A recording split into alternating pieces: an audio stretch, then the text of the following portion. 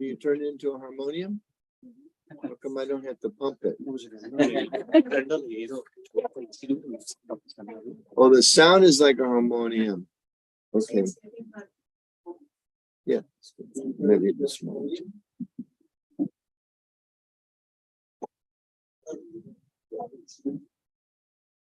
Sound is like a harmonium. Oh, it's on your leg.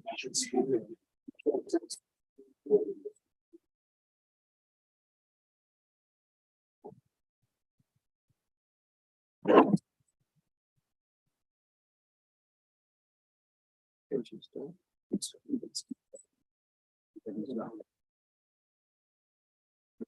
So,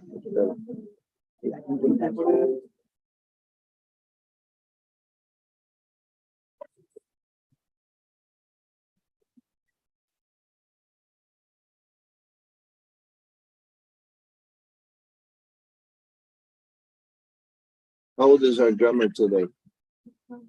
12 years old. Okay. Yesterday we had a drummer, I think it was 18. 18, yes. This is the city of young drummers.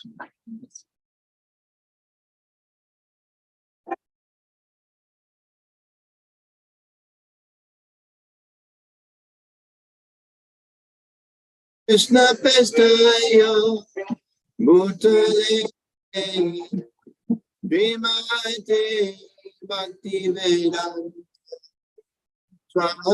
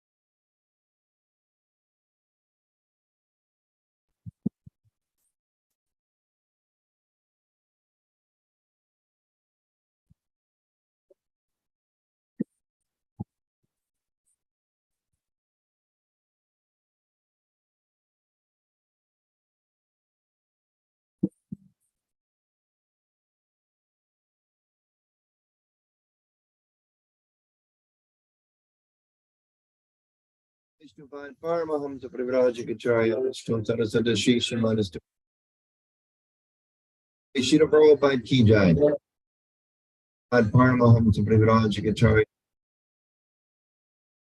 Fine Grace Shira Bhakti Siddhanta Saraswati Goswami Maharaj Vaishnavadindi Ki Jai ISKCON BBT Acharya Shira Prabhupada Ki Jai Namacharya Haridas Thakur Ki Jai Ramsi Gohol Shri Krishna Chaitanya Prabhu Nityananda Shri Advaita Sri Gaur Bhaktivinoda Ki Jai Shri Shri Radha Krishna Gopa Gopinath Shyamal Kund Radha Kund Giri Govardhan Ki Jai, Vrindavan Dham Ki Jai, Mayapur Navadvip Dham Ki Jai, Ganga Maya Ki Jai, Jamuna Maya Ki Jai, Tulsi Devi Ki Jai, Bhakti Devi Ki Jai, Harinam Sankirtan Devi Ki Jai, Lihat Ki Jai, Shri Shri Kishore Kishore Ki Jai, Shri Jagannath Shri Baladev Shri Mati Subhadra Ki Jai, Shri Shri Gaurani Thai Ki Jai, Vaishnav Sangha Ki Jai, Gaura Premanandi. All glories to the assembled devotees. All glories to the assembled devotees. All glories to the assembled devotees. All glories, Shri Shri Guru Garanga. Shri Prabhupada Ki Jai.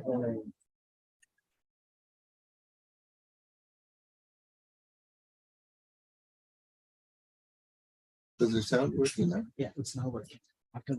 Well, very unfortunate, all the beautiful chanting of the children, it didn't go in it wasn't working on the computer. They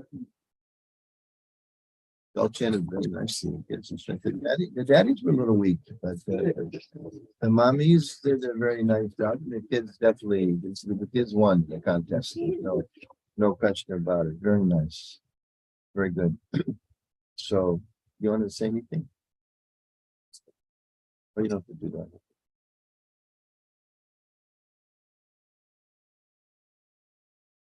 Sure.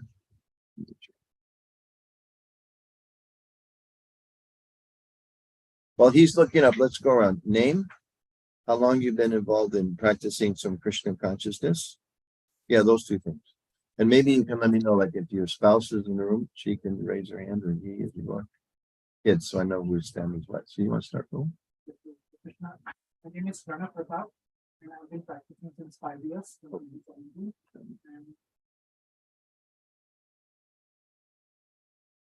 Getting the brahmachari today.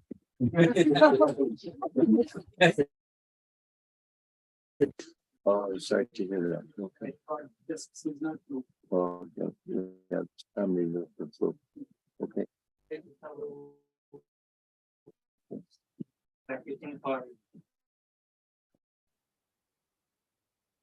Son, the drummer.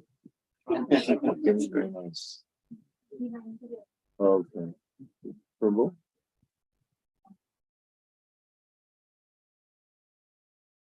Okay.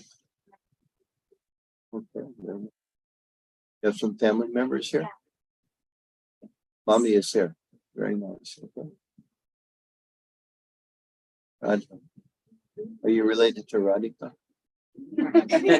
No?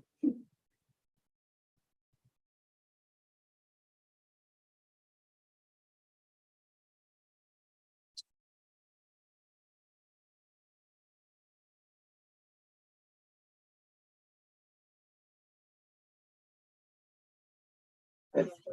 Where? Here? Very nice. Mm-hmm. How old are you? 14. So you're like in 9th grade, 8th grade. Okay.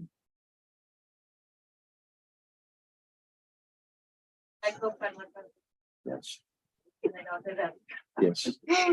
So you get credit for his mistakes, or he gets credit for the good things, or he gets credit for the good things you do. How does it work? Good show. Okay. That's a good program. And way in the back.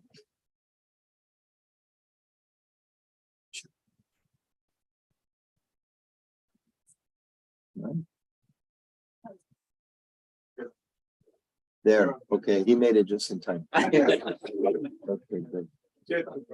How old is Chetan? No, this is Harshit. This is how old is Harshit?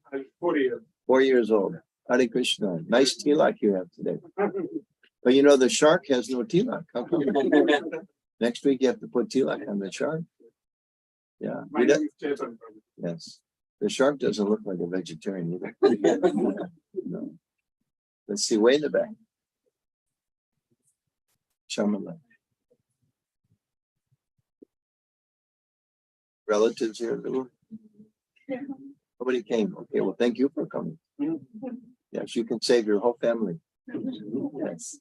She did services in temple and flower service and she was Very good. Garlands or the vases? garland. Beautiful. They have lovely vases, lovely garlands at the temple. Very nice. Thank you for doing that. Very important. Yeah, there's no daily garlands. That's our standard. You have to have nice garments every day. It takes a long time. So you're practicing to be a servant in Vrindavan.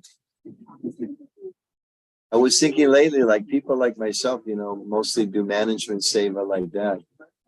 And other devotees are making garlands, they're dressed in the deity, so they're actually preparing to go back to Goloka Vrindavan. I was thinking, what good does it do to know how to manage? Not much management, and everything goes smoothly in the spiritual work. Yes.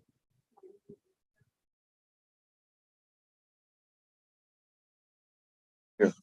5 years. 5 years. Okay, very nice. We already heard. Yeah. Sanjay. My name is Sanjay. Sanjay. So my family and my wife, these 2 daughters. 2 daughters. Yeah. How old are you?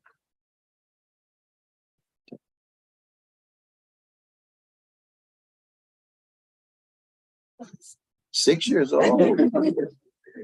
Is that your name or is that how old you are? Okay, what's your name? Fine. Very nice, very pretty name.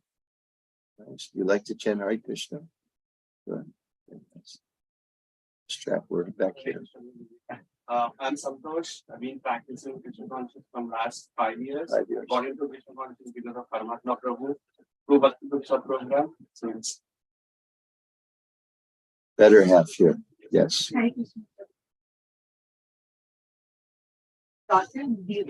Very nice.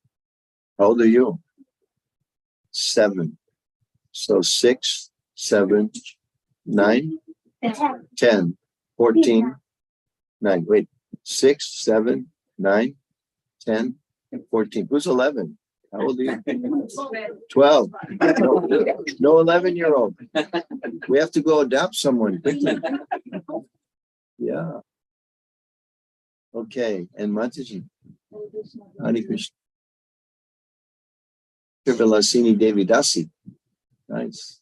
And no other extensions. Okay, yeah. Okay. So he's yours also. Okay, very good. So which of the parents taught him how to play drum? Did your father play drum? Does your mother play drum? No. Good thing you do then. You can't have a kirtan at home if you don't have a drummer. So good thing. There could be no home kirtan. That's very good. And I know this one over here, her name is Radhika. Yeah, and she likes to not wear socks. You see, everybody, it's very cold that she wears socks. Again. And then if your father, you should wear socks because when you don't wear socks, your father doesn't wear socks. And he's going to get a cold if he doesn't keep his feet warm. It's nice to have everybody here. Who's there online? Yes. Ganesh Prabhu is there and the whole group. The Chala family. Ganesh Prabhu, can you introduce yourself?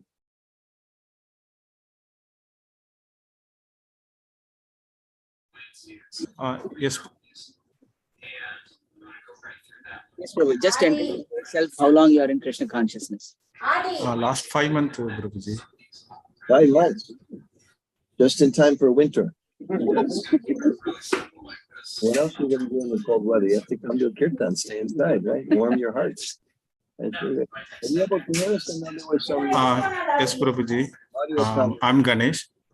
I have been following this Krishna consciousness for last 5 months. Yes, now, okay.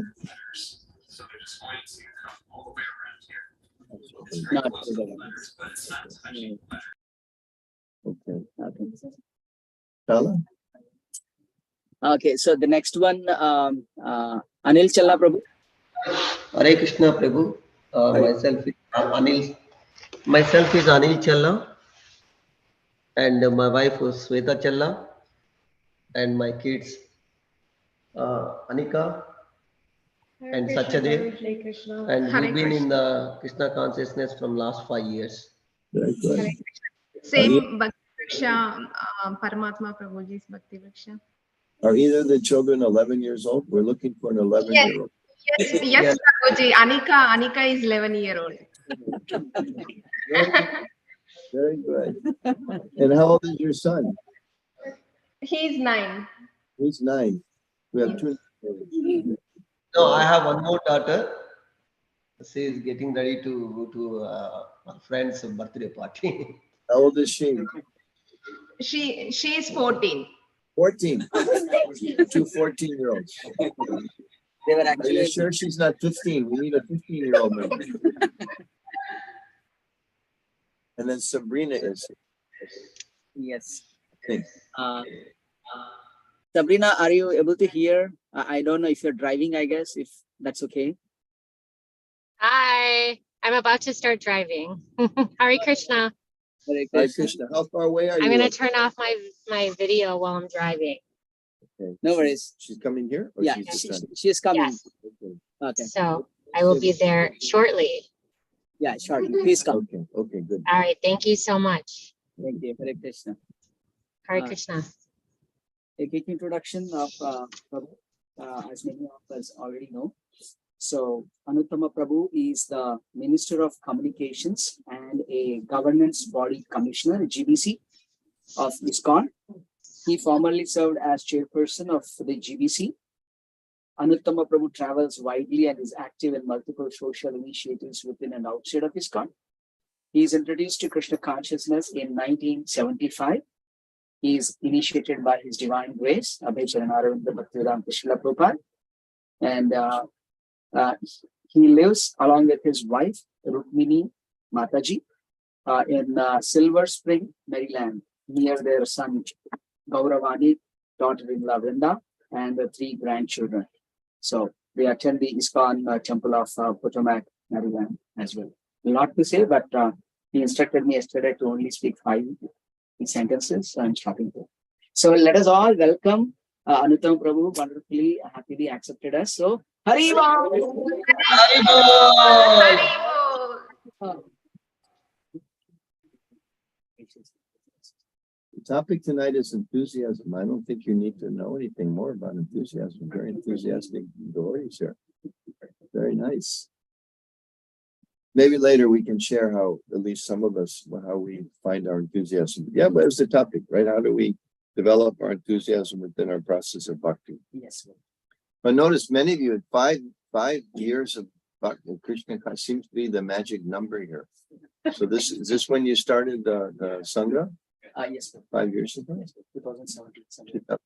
What inspired you? What enthused you to start in 2017? What infused me, thing is, we did the book distribution. Mhm. And at the time of book distribution, we were trying to collect the names and all to start a Bhakti Vriksha. And the family there, Anil Challa, that whole family was in Chicago in the similar kind of another building. So they accepted, and then immediately we started. Okay. So the Chilla family gets credit for starting the Sangha then, huh? All glories to the Chilla family. Great. Okay, so talking about enthusiasm. So I was going to read from the Rita, Nectar of Instruction, where right in the text it talks about enthusiasm, and then probably explains a little bit in the purpose. So I'll read part of the purport. So before we start, Om Vishnu Varaya Krishna Krishna Bhutale Srimati Bhakti Vedanta Swami Namaste Saraswati Deve Gauravani Nirvisesha Srimavadi Pashtatari Satari Jai Shri Krishna Chaitanya Prabhu Nityananda Shri Advaita Gadadhara Srivasadi Gaur Bhaktivedanta Hare Krishna Krishna Krishna Hare Hare Hare Rama Hare Rama Rama Rama. So maybe you can try to repeat. Sahan Naschayat Daryat Tat Tat Karma Pravartanat Sangha Yagat Sato Rite Shadbir Bhakti Prasiddhati Utsahan Nischaya Daryat Tat Tat Karma Pravartanat Sangat Yagat Sato Vrite Shadbir Bhakti Prasiddhati. How did you do so well? Did you know that verse before? No. Okay, translation. There are 6 principles favorable to the execution of pure devotional services. So you all spoke about somewhere from five months, some of us 5 years, some of us a little longer than that, been practicing our Krishna consciousness. So here it's specifically Rupa Goswami is going to speak about what are principles that are favorable to that? What do we do to be successful in our Krishna consciousness? Anybody know what the first one is, other than Paramatma or Mrs. Paramatma? Anybody know what's the first one? Subject of our talk tonight, being enthusiastic. So if you want to be successful, as it's going to be described to you, in our Christian consciousness, in pure devotional service, being enthusiastic is the first one. So there are 6 principles favorable to the execution of pure devotional service. 1, being enthusiastic. 2, endeavoring with confidence. 3, being patient. That one's for parents, especially. 4, acting according to the regulative principles such as Shravanam, Kirtanam, Vishvasmaranam, hearing, chanting, and remembering Krishna. 5, abandoning the association of non-devotees. And 6, following in the footsteps of the previous acharyas. These 6 principles undoubtedly assure the complete success of pure devotional service. So I say, you say, okay. There are 6 principles favorable to the execution of pure devotional service. 1, being enthusiastic. 2, endeavoring with confidence. 3, patience. 4, acting according to regulative principles such as Shravanam, Kirtanam, Vishnu, Smaranam, hearing, chanting, and remembering Krishna. 5, abandoning the association of non-devotees. And 6, following in the footsteps of the previous acharyas. These 6 principles undoubtedly assure the complete success of pure devotional service.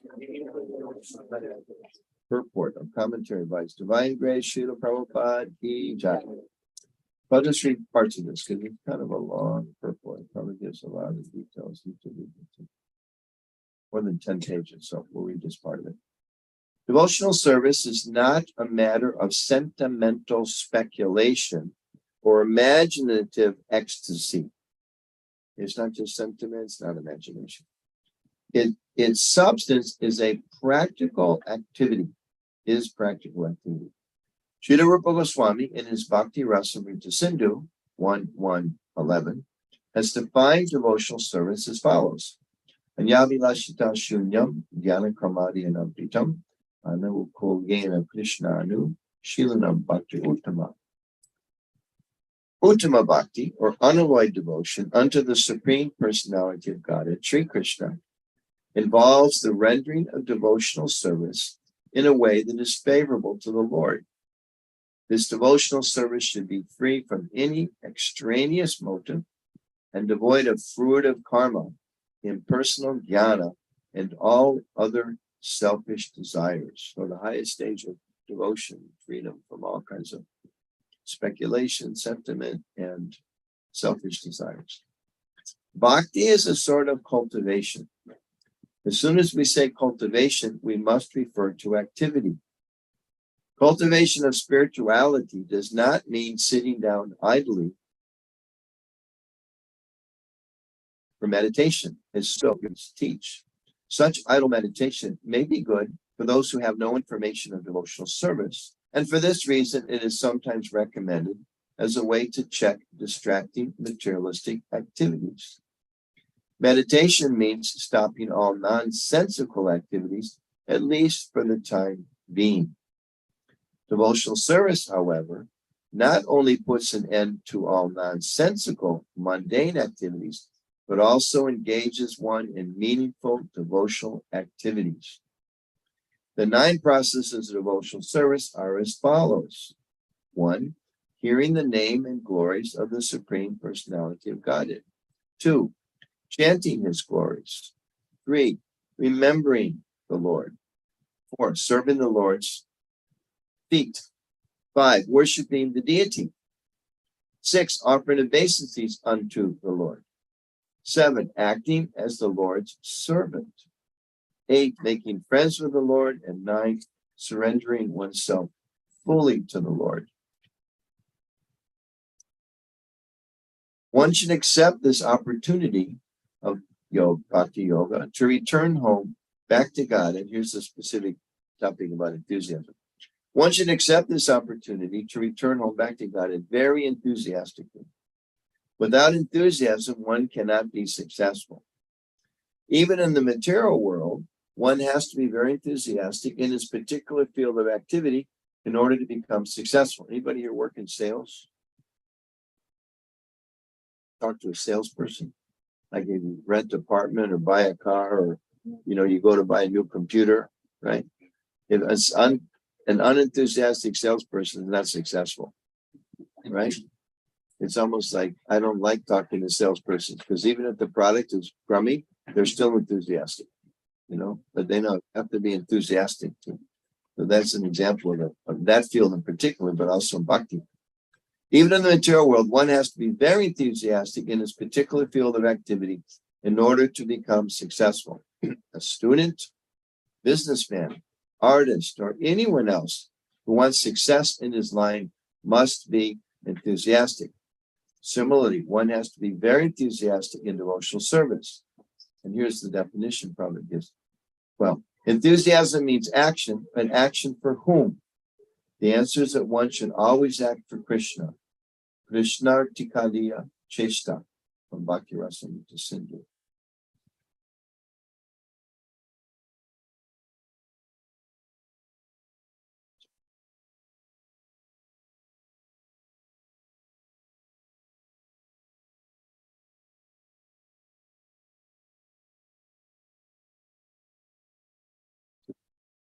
Prabhupada says enthusiasm means endeavor with intelligence. I'm looking for that. I wanted to end with that.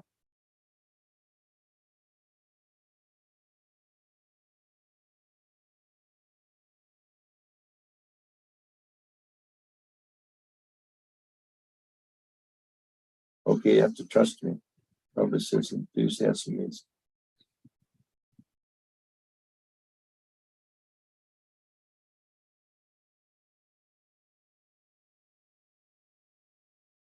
there it is. Sorry. I knew it was that. Next page. Endeavor executed with intelligence in Krishna consciousness is called utsaha, or enthusiasm. The devotee finds the correct means by which everything can be utilized in the service of the Lord. Nirbandha Krishna Sambandhe Yuktam Varagya Uchate. The execution of devotional service is not a matter of idle meditation, but practical action in the foreground of spiritual life. So again, that's an important one. Endeavor executed with intelligence in Krishna consciousness is called utsaha, or enthusiasm. So how do we be enthusiastic? That's the question. How can we be enthusiastic in Krishna consciousness? So let's talk about that a little bit. So in order to be successful, let's explain. It's important that we are enthusiastic. So I'll share some thoughts, and then we can have everybody else some thought. How we can actually be enthusiastic in Krishna consciousness. And if you think about it, who can say, why are people enthusiastic about something? Like, you kids have recess in school? Are you ever enthusiastic? When the teacher goes, time for recess, do you all go, oh no, I wanted to stay inside and study more? Is that what you say, Radhika? No, what do you say when the teacher says recess? Yes, that's utsaha. What do you say? You say the same thing. So she says it's time for recess, and you say it's time for recess? No, what do you say? Yes. Okay, good. What do you say? Say the same. There's a lot of people repeating the teacher. So when she says it's time for recess, you say, I'm going to say the same thing the girl said. What do you personally say? I'm excited to go out. Yes, that's Utsaha. What do you say? You're a little older, so. Yeah, don't have recess. Yeah, sorry. So when you used to have recess, what did you say? Yay, okay. You boys have recess in school? No? You don't say anything. Why waste time saying something? Yes. So why are you so enthusiastic to run outside?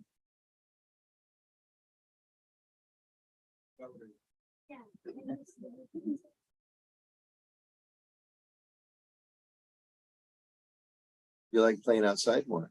So that makes you enthusiastic. Why do you enthusiastic to go to recess? Great. Yeah. You've had enough of that stuff. Right? You want to go do something else. Okay, good. Good. Same thing holds true in spiritual life. The same principle. First, how do we be enthusiastic in our Krishna consciousness? We have to have at least a little inkling. I've had enough of this stuff. Can I quote you on that? It's very profound philosophical statement. Okay. We have to think a little bit like that.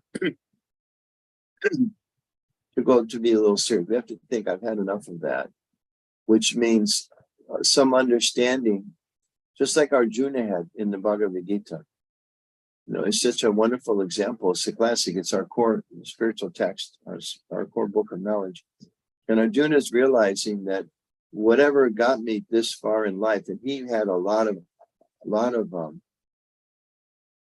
obstacles that they overcame. The Pandavas had already overcome so many obstacles. You know, they were almost killed. Their wife was dishonored. They were put in the forest for what, 12 years? 12 years? 14. Rama was 14, right? They were 12, right? Kids are 12. No 12-year-olds. You're 12. So was it 12 years they were in the forest? Yes, I think so too. So they had to overcome tremendous amount of obstacles.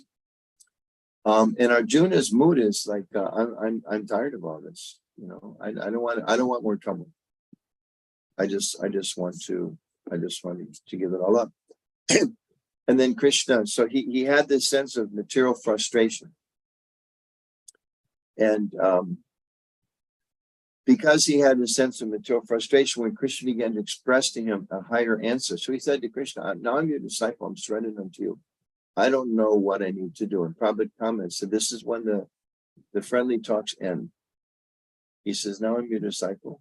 Now I surrender to you. And Krishna says, okay, now I'm going to tell you what your real situation is. You're a fool. Of course, we know it starts with that. You're very foolish. Why? Because you're so much affected by your materialistic perspectives on things. So to be enthusiastic in Krishna consciousness, the first thing is we have to have some sense that the material world is not sufficient. Anybody here, do we ever go that? When I was in, there's a Patel brothers in Ashton, Virginia. And the devotees, I was able to go with them one day for book distribution in December. And we went in front of the Patel brothers grocery store. And there was about six of us. I was saying, this is way too many. They're going to complain. We're going to be like a football team blocking people as they come out the door. They said, no, we need everybody. I thought, okay. And then people started coming out and you know, because it's everybody from South Asia, a few people not, but you know, all people familiar with the Bhagavad Gita. Everybody stopped. So do you go to there's big Patel brothers here. It's like the universal form of Patel brothers. You know? You go there sometimes with book distribution? Sure, they give permission. You know, I thought they're going to have a table set up on the side, and they just we just stood there. People walked out. Excuse me, Hare Krishna. They'd stop, you know, and tell them about Bhagavad Gita, especially because it was Gita Jayanti month. So you know, so many Most of the people that said no was like, I have the book, I go to the temple every week. Don't you recognize me? Like that, very favorable. So Gita tells this story that we should have some sense of seeing that materialistic life is not sufficient. And that means we have to observe things around us a little bit. Like when I flew here, there's some sign about traveling. I meant to take a picture, I didn't. The advertisement, it says something like, it's a sign to get people to travel. It says something like, anywhere is better than here. A little more upbeat than that, but that's basically the message. Go anywhere, it's better. So I'm saying that's such a trick, because then you go there and then you feel anywhere other than this is better. Anywhere other than that is better. So in this way it's described, the mind is always hankering and lamenting for so many things in this material world. But then when we possess them, we realize, okay, this is insufficient. So we need to have at least some sense that there must be more to life than actually just what the society at large is offering us. So if we have that inkling that there must be something more, that's the source of enthusiasm for us. Let me try this, It's like if a friend says, have you ever tried this food, this special kind of, prasadam for us? If you try this really, really, really good, then if someone else is telling you something better, you're enthusiastic about that. So that's the second thing. Like the kids were saying, why are you excited about recess? Yay. You articulated it very nicely. You expressed it. You don't even want to stop. You just run out the door. As you know, I've been in the classroom all day. I've tried that. Okay, now let's do something new, something that's better. So we need this clarity. We need some sense of clarity of the value of Krishna consciousness, and that's where the Bhagavad Gita and the Vaishnava tradition is particularly so wonderful, because as I'm sitting here looking on the screen, they see me, but I'm seeing Kishori decorated so beautifully. In our understanding of the nature of the self, we have this beautiful vision. And Prabhupada writes in the Gita, we should be captivated by this knowledge. We should be captivated by it. That the supreme absolute truth is a person. Not only the person, he's Krishna, which means he's an all-attractive person, which means whatever good qualities, whatever things we find in this world, as he says in the Gita, everything here is just a spark of his splendor. So whatever beauty we see here, we're attracted to, whatever strength we see exhibited here, whatever knowledge we exhibited here, whatever wondrous things, he says, whatever, it's actually coming from a spark of his splendor. So like when devotees, when we see, when we go to the Lake Michigan, we see how vast it is. We see the beach, we see like how many grains of sand. We think in terms of like, this is just this whole lake, which is so big, I can't even imagine, there's no way you could swim across, you couldn't paddle across. It's so big, it's just a spark. And of course, the lake's nothing compared to the ocean. The ocean is nothing compared to Krishna. So understanding a little bit about the nature of the Supreme Personality of Godhead, and how despite the fact that he's so vast, he actually has a relationship with every single jiva. Every one of us has a relation with Krishna. It's one thing to think, okay, well, materialistic life is not so nice. As we were reading last night, another program from the Beyond Birth and Death. Prabhupada gives this nice example. I'll repeat it again. It was very interesting. How many of you own a house? Anybody own a house here? Okay. The rest of us, maybe we're renting. I'm also renting. But Prabhupada gives this example. If you own a house and the tax bill comes, raise your hand again. Who owned the house? Okay, so just imagine. You own your house, you get the tax bill, and you think this tax bill is way too high. So you blow up your house. That's actually the example he gives, right? We read it last night. That's the example Prabhupada gives. This is the mentality. There's too much trouble, so blow up the house. So there is trouble in the material world, but some philosophies say, therefore, make everything void. Buddhist philosophy probably points out, or some Hindu traditions, it's almost like a void. You give up your personality, give up sense of individuality, give up any sense of relationship, and you just merge into eternity. But our acharyas say, no. If there's difficulties, then you need to come to the positive. Just like if you're, if someone throws you against your will into Lake Michigan, well, get out of the water. Isn't it? It's not that you say, oh, I'm in Lake Michigan, it's too, I don't like it here, so then you sink. No, you don't go deeper, you get out. And when you get out, you change your clothes, you get dry, and everything's okay again, because you're back where you're supposed to be. And of course, that example is given also by the acharyas that each of us, we're like a fish who's meant to be in the water. We're meant to be in spiritual existence, but we're taken out of that into an artificial situation. And therefore, so many continuing difficulties come. So how to be enthusiastic? We need to understand what is the goal we're seeking. We need a sense of some inkling, at least, of what are some of the difficulties of this material life and the problems that are there. So that helps us. That's the initial impetus for our enthusiasm. Just like Chicago example, if you're outside and it's very, very cold, sometimes, right? Does it ever get very, very cold here? I think so. Yeah. So it's very, very cold. But you stand outside, like let's say you're waiting for a bus or something. It's very, very cold. Someone says, why are you waiting outside? Come inside, it's warm. You go, oh, that's wonderful. Thank you. Is it okay? May I come inside? So in the same way, the acharyas is saying is a little uncomfortable in the material world. Actually, it's a little tough here. Please come inside.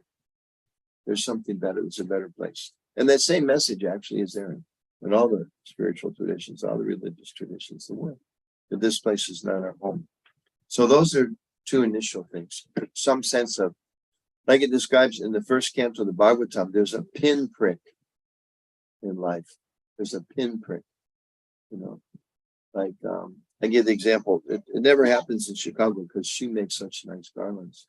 But you go to some temples and they give you a garland to sit down. But a lot of times they pin the garland up for the deities. And when they take the garland up, they don't notice there's a pin there because a lot of times the night pujari is different than the morning pujari. And then they come and they put this garland over you.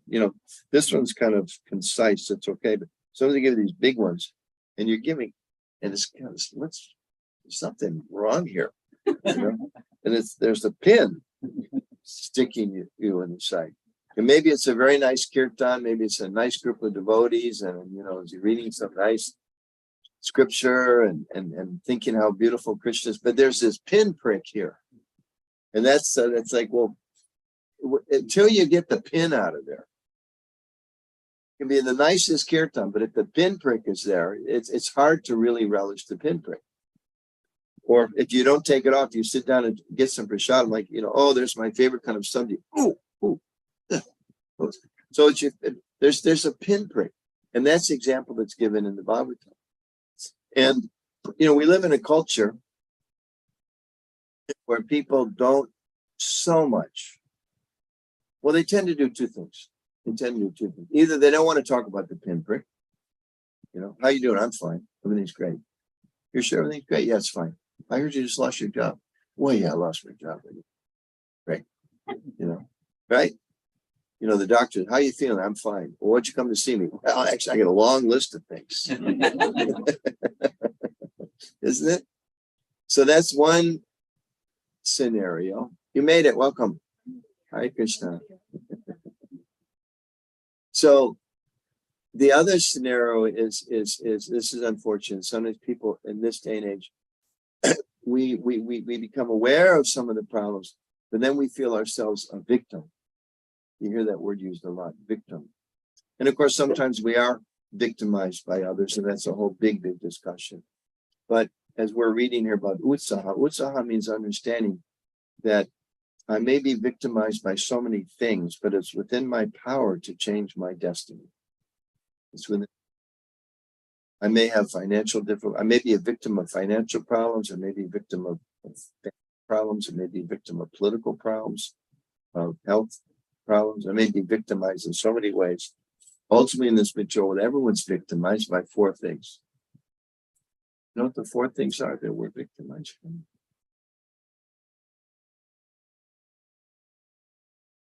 No. What's that? What kind of misery? What are the four kind of general category miseries? You know? Yes. Can you say it in English, everybody? Birth, death, old age, and disease. Yes. And you have a few years yet, but don't worry, it comes to you. Yes. Yeah. Birth, death, old age, and disease. So these problems, and of course, so many different varieties of things are there that victim. So when these experiences are there, they're meant to give us impetus to look for something deeper. So understanding the value of becoming Krishna conscious, how wonderful it is to have a connection with the Lord. Understanding that there's problems in this material world, that gives initial impetus. And then when we're on the path of Krishna conscious, how do we maintain or develop our enthusiasm? One thing is essentially important. Anybody know what's that most important thing? Anuttama Prabhu.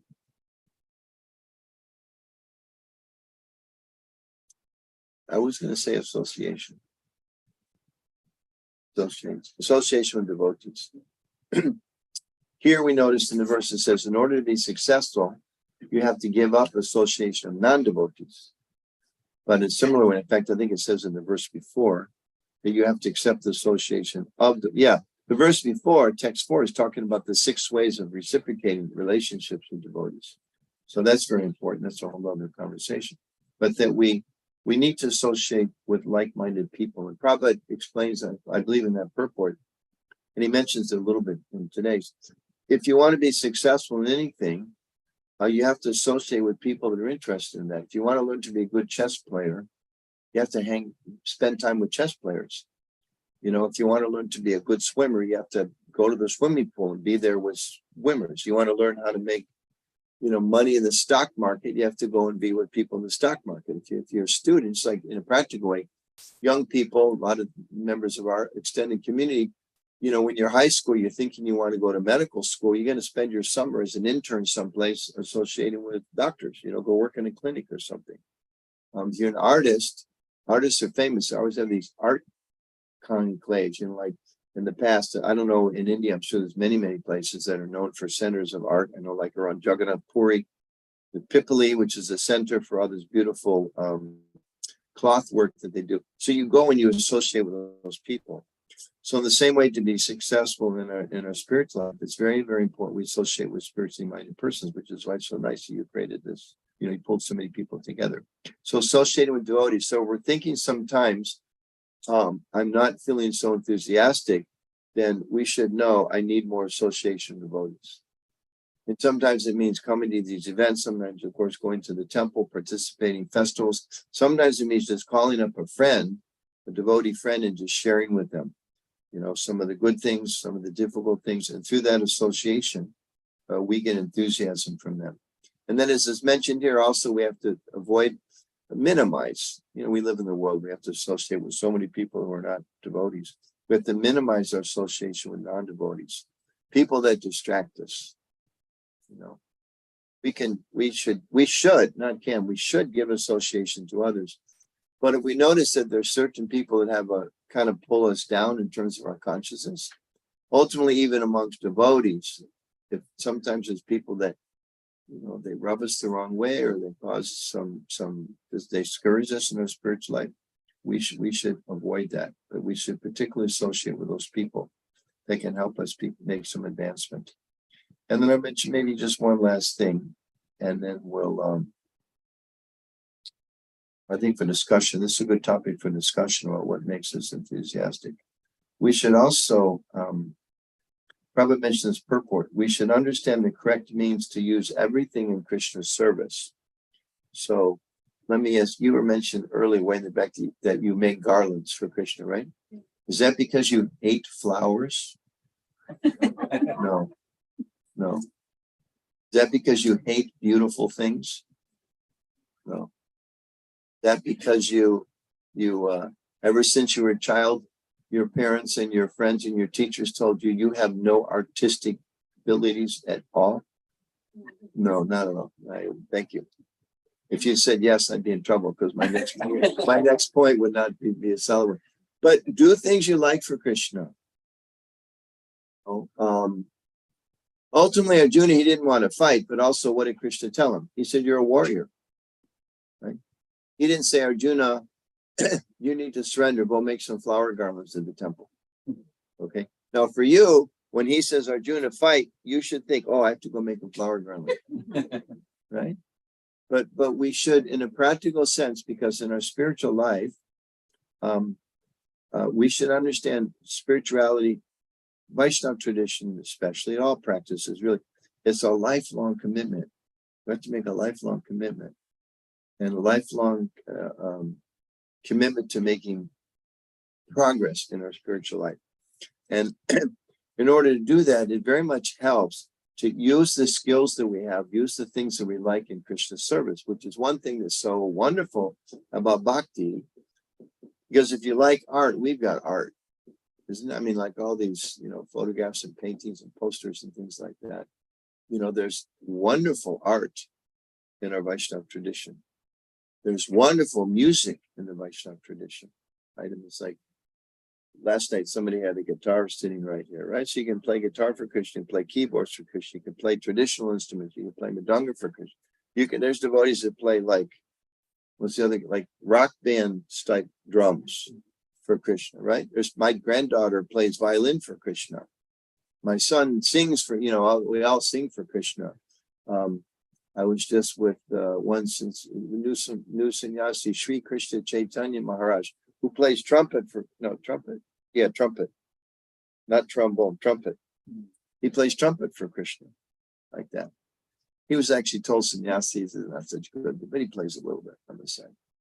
So, and others of us, we like to do math. So you do math for Krishna. Some of us, we like to do, there's a devotee in Washington, D.C., because we're building the new temple there. Devotee that they brought over from the UK, who's helping design the interior and the exterior structures, because he's artistic and he has very a beautiful, wonderful aesthetic sense. So he can use that for Krishna. So whatever our interest might be, we can use that for Krishna. Some people are very philosophically inclined. And there's a devotee last night who was like very philosophical, I don't know if I told this story when I was here last time. It was because it's a couple of years ago now, so I might have already told you this. But I had this experience when I was in the Denver temple. I went back for a conference, and lots of young people, a very nice environment in the temple, and very enthusiastic. So it's a Sunday feast. So afterwards, I went to sit down with some people, and I sat down. There was one young woman there, maybe 25-ish or something. I'd give or take a few years. And she was very enthusiastic in the kirtan, really enthusiastic. So I started talking to her. I said, how long have you been coming? She said, I've been coming like 2 years or something. It was a significant amount of time. I said, that's great. I said, it's obvious you just love kirtan. She said, I love kirtan. I really, really, really love kirtan. I said, well, the kirtan's not different from God. She said, I don't believe in God.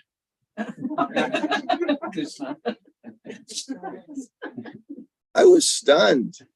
I was speechless. I didn't know what to say. My brain had to okay, she loves kirtan. She doesn't like God. What's going on here, And I don't think I pursued that because I couldn't put in context really, but she loved kirtan. She loved the chanting, but she didn't like the concept of God. And that's okay. You like kirtan, Sometimes there's a lot of people say, there's a devotee in Utah, who's actually a professor of environmental studies. His name is Anuttama Prabhu. And he tells the story how his wife liked coming to the temple, but he didn't like coming to the temple, but he'd give her a ride to the temple. But they started asking him, he likes to cook. So they asked him, can you help with this, that, cutting vegetables, whatever he was doing. So he started coming more often because he liked to do that. And then one thing led to the next, and he got initiated. And to this day, he loves to cook. But so the fact that he cooked brought him to the temple. I might have told this, you know, you travel and you catch these little stories that become so significant. Dracula. You know Dracula? You kids know what Dracula is? Well, the adults know what Dracula is. You know what vampires are? Yeah, they're very popular these days. Yeah. So I met a young woman at the Krishna house. She was younger, maybe 20. And was talking to her. The Krishna house is like a youth program for young devotees who want to kind of live in a community, and many of them are students, not all. In Alachua, Florida, they just opened one in Toronto and soon Philadelphia and Houston. And so I was speaking to this young woman, Sari Tila, very enthusiastic Krishna person. And I asked her, I said, how did you come to Krishna consciousness? She said, vampires. I was thinking, okay. Again, I was shocked. You know, I mean, what does it say? So her story was, I should have written down more details. Apparently there's some popular book. I mean, in some circles, I wouldn't necessarily read it. But she said, in fact, she said, you don't want to read this book. But there's some books that she'd been reading about some woman vampire who did all the terrible things vampires do, like, you know, bite people's neck and all those terrible things that vampires do, hurt people. And but she said this vampire lady, somehow or other, whenever she got in trouble, somehow she would say, I have to pray to Krishna, or I have to ask Krishna, or I have to seek Krishna, something with Krishna, like repeatedly. And she was wondering, who is this Krishna? You know, she's like a teenager reading this book because, you know, somehow she's attracted to read about vampires, but she connected to Krishna that way. I was amazed, you know. So we're attracted to different aspects of Krishna, who's all attractive person. I know sometimes when I travel, I teach these communications courses, and we kind of, one of the things, we go around the room and ask different people how they became attracted to Krishna and became devotees. And many times, and many people just say they walked in the temple and they smelled the incense and they knew that's where they wanted to be. And other people say they walked in the temple and they saw the deities, especially like Western people, never seen deities before. They're just overwhelmed with the beauty of the deities. And yeah, I don't know what this is all about, but I want to be here. Like I mentioned, other people, it's a philosophy. Other people, they start reading books. This happens a lot. You meet somebody and they've been like chanting for years. Or they've been reading, they never met a devotee, they never been to a temple, but they're made that connection and they're attracted to it. And so different ways that Krishna attracts us initially to him. In a similar way, in becoming enthusiastic, we should know, what are the things that I really like doing? What are the things I aspire to do nicely for Krishna? Some of this, again, is cooking, different things. And how can I do that? Because that will help me become enthusiastic.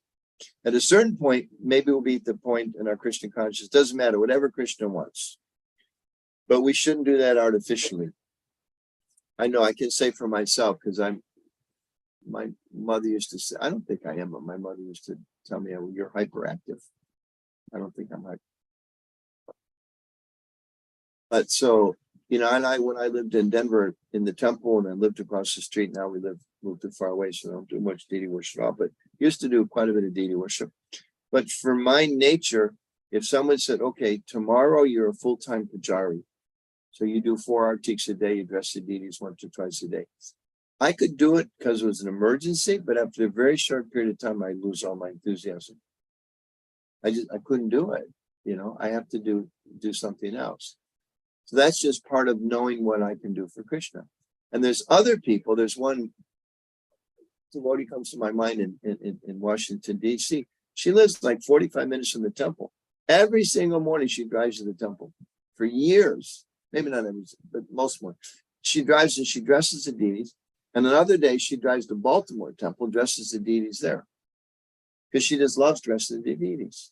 So she's made that connection to Krishna. Of course, she likes everything else. You know, she likes Vijayam, she likes chanting, but that's her connection. So in the same way, to be enthusiastic, we should look for what are those things about Krishna consciousness. Like it could be for some people, it's organized in a Sunday school. And they really love being with children and they love that service. So then dive deeply in that. For other people, it's like, I love to study philosophy. Great. Dive deeply into that. Some people, I love to, I don't like anything really, but Prashadam's pretty good. Okay, great. Dive deeply into that, Even it's described in the earliest days in New York City, Prabhupada would keep like a big jar. I don't know how big it was because I wasn't there, but it's described as a big jar. Anybody know what? The lobjaments. The lobjaments. And when devotees were feeling the need for some utsaha, right? They would come and they could take a lobjam. And it's described they could take as many as they wanted. Now later Prabhupada said, okay, not so much. But that's what inspired them in Krishna consciousness. So we should just like if you have some sickness and you go and the doctor says, okay, here's the general advice, you should rest and you should take this medicine and don't exert yourself and all that. So at that point, the doctor, right? Anybody ever had a doctor follow you home and watch to make sure you're sleeping? Do they do that? No. They give you the basic idea and they expect you to go home and do it. So the same way the Shastra, the Guru, the Charyas, they give us basic instruction and then they say, okay, you go home and do it. So somebody, like it says rest, that means, go home and sleep. Somebody rest means you go home and I can't sleep them, but I can read. Somebody else rest means you go home and you listen to kirtan, you listen to lectures. Or maybe you put on some Krishna conscious videos because there's no way I'm going to sit here and read all day long. I can't do that, but I can watch. So we figure out how do we apply that. And that way we become enthusiastic. So that's a key point. Don't try to imitate others. And some of us may say, I love all of it. It's all great. Well, great. Well, then do all of it. Right. So that we have to take our Krishna consciousness as our own responsibility. I just heard a lecture the other day, and something is quoted in one of the courses that I helped teach. So I was familiar with, like, oh, here it is, Prabhupada's saying it. He was describing how in spiritual life, he said, it's just like flying an airplane. And you can have an instructor, he teaches you so many, or she teaches you so many things, and sometimes they go up with you in the airplane and this and that. So, but ultimately, you have to learn to fly your own plane. What can they help you from down below? Okay, well, push the stick left, right, this, that. But you have to know how to fly your own plane. So as we progress in our Krishna consciousness, we always remain aligned with and submissive to the instructions of the Acharyas and the Guru and the Shastra. It's not that flying our own plane means, go come up with some whole new concoction. It's like, the flight instructor teaches you take off like this and you land like this. It's not that you go up and say, I'm going to land like that, right? That would be insanity. You follow the instruction, but you have to learn how to fly the plane. So the same way, part of the enthusiasm comes that we need to gradually learn more and more how to fly our own plane as we advance, according to what works for us, what works best for us. And sometimes if we don't feel so much enthusiasm, we may be trying to be somebody else, right? Just like a sannyasi may come, we may feel, oh, a sannyasi, they're so renounced, this and that, we appreciate that. But for me to follow in their footsteps may be disastrous. So many examples like that. We may have somebody from jobs and maybe, like a lot of Jewish friends, they always joke about, probably similar with Indians, but they always joke about, every Jewish mother wants her son to be a doctor. But it doesn't mean every Jewish son will be happy being a doctor, right? So, if he's going to be happy, he needs to know what he needs to do to be happy and serve. So those are just a few thoughts. I think it's a very kind of a practical topic. So again, just to summarize, to know the value of Krishna, just like the kids, you're going to go to recess. Why? Because the sun's out and there's a playground and there's a swing set and my friends are there and I can run and jump and be happy, right? Don't even think about it. Just head outdoors, right? Good. So know what the goal is. Take the time to be more deeply convinced about the nature of Krishna. In Bhagavad Gita, there's a verse, Krishna says, one who's convinced of this opulence of mind, they engage in the unalloyed devotional service. Of this, there's no doubt. Opulence is another word, convinced of something in opulence. Glories and opulence, perhaps. We'll look it up. I think it's 10:7. We have a Gita here? I think it's 10:7. Yeah. One who's convinced of his glory, and it's coming right now. Let's wait.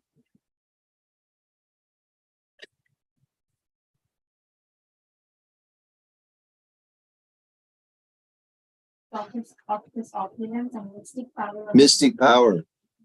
Yeah, of mind. Then what happens? of mind in his devotional service. Of this there is no doubt. Okay, so when we are factually convinced of Krishna's opulence and mystic power, we'll be engaged in unalloyed devotional service. Of this, there's no doubt. So that's a very important thing. We need to be convinced of Krishna's opulences, and then some sense that the material world can't satisfy us. Then we associate with devotees, avoid the association of non-devotees, practice Krishna consciousness with intelligence, and apply ourselves to especially those things that we're particularly attracted to. Okay, is that all right?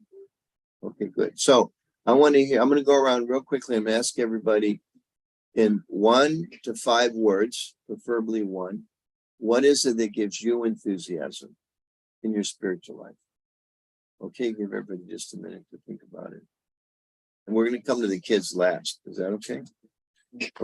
Take the pressure off, right? Okay, good. It's all about taking up. Okay, so I think I should put the pressure on Paramatma first. What do you think? Okay, so we don't want to lecture, right? Don't, just like 1 word or 2 words or 3 at the most. Okay, what helps you be enthusiastic in Krishna consciousness? For me, when I speak, people come in and Okay. attract them to Krishna. Okay, so meeting new people and attracting them to Krishna. Okay, that was about 27 words, but that's okay. Okay. Basically, I just ask everybody like 1 thought. So that's 1 thought. So that's good. Let's go this way. What gives you enthusiasm? Service in the temple. Nice, service in the temple. So when you serve in the temple, it helps you be enthusiastic. Yeah. Nice. Any particular kind of service that you like to do? Like I used to do. It's interesting because actually, pot washing in one sense is a very humble service. It's not like anybody know any famous pot washers in the world? Famous football players, singers, Hollywood, Bollywood, right? Is there ever there a famous pot? It's very humble service. Haribo. Okay, so you follow in his footsteps. Literally like starting from the pandemic, he has been the true inspiration because when nobody was going to the temple, he was going to serve the temple. So seeing him, we got enthusiasm to go and serve the temple. Which proves the point of association. Yeah. So you associate, And if you have some friend who goes, "What are you going to the temple?" You always, it's a Saturday. You go on Sunday. What are you doing going to the temple again? What happens to your enthusiasm? It's sapped. So we want to avoid. We all have people. You going to the temple again? Again? Did you go last week? It's a very common question, A lot of people, I go to the temple. I think I went last Diwali. No, I couldn't. I had a golf match. I forgot. It was 2 years ago, like that. So it's nice. So service, that's a very good point. Yeah, and actually, in our Vaishnavism and in ISKCON especially, the pot washer service is really important. If there's no pots, there's no cooking. If there's no cooking, there's no prasadam. There's no prasadam. According to the Gita, they can't have a religious function without prasadam. And we know prasadam is such an attractive feature for people. So yeah, thank you. Service. Nice to do. Thank you, Sanjay. Yes. That is another thing I should have mentioned. Another thing that it's not just associated with other devotees helps us become enthusiastic. It's seeing other devotees, observing their enthusiasm. Yeah, so thank you for that. Yeah, nice. I also do that part, but I inspired by This is the pot washing corner. We come like whole team here, bro. Oh, pot washing team. Yeah. Okay, so everybody's enthused by pot washing. We can end the discussion. There's nothing else to talk about. Radhika, are you inspired by pot washing? Oh, okay, good. All right, so you think of the different things. So by the time we come all the way, pot washing. When we come to you, it'll be different one. Okay, that's nice. Let's see. Can I count you as one of the kids? Although you're a little older, we'll come back to you. Is that okay? So let's go to the ladies. What enthuses you? Cooking, prasad, and distribution. Cooking and distributing prasad. Yes. Again associated to pot washing. Yes. Right. So you keep washing the pots so she can cook. You keep cooking them strength to wash the pots. Mataji cooks so many portions. Oh, no, we're not going to discuss that. This is a friendly family meeting. We're not going to discuss such contentious issues like how many pots. I also have washed pots. I don't want to talk to any cook that doesn't wash their pots. No, and I don't want to get them upset. So let's not talk about it. Let's go around, then we'll come back. Okay. When chanting, when I went to classes to meet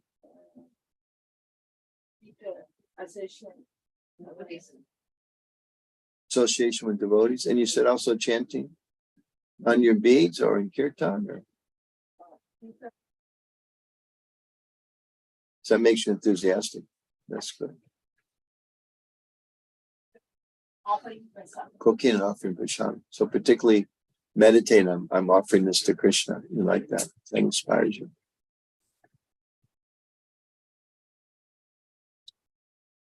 Deity worship.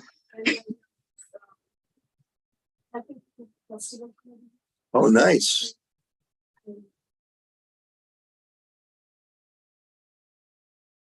Great. Festival coordination, reading from scriptures, and deity worship. Right. ISKCON lady. Those are ISKCON things. Yes.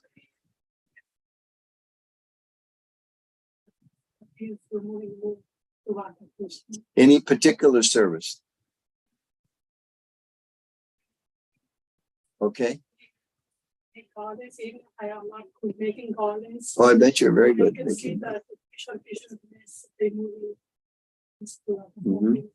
Nice. But just service in general, and at this stage, making the garlands, it's very inspiring for you. Okay. Associating with devotees in kirtan, that inspires you. So when there's a good kirtan, you want to run in the room and be part of it. That's good. You tell your families we have to go to New Vrindavan. There's a 24-hour kirtan like that. Do you? Oh, that's good. Okay, good. Yes. What enthuses you?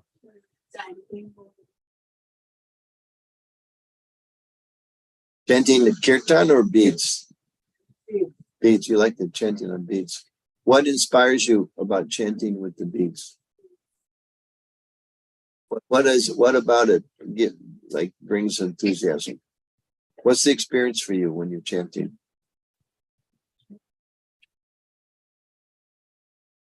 And you can say what's your natural language? So speak Hindi, somebody can translate.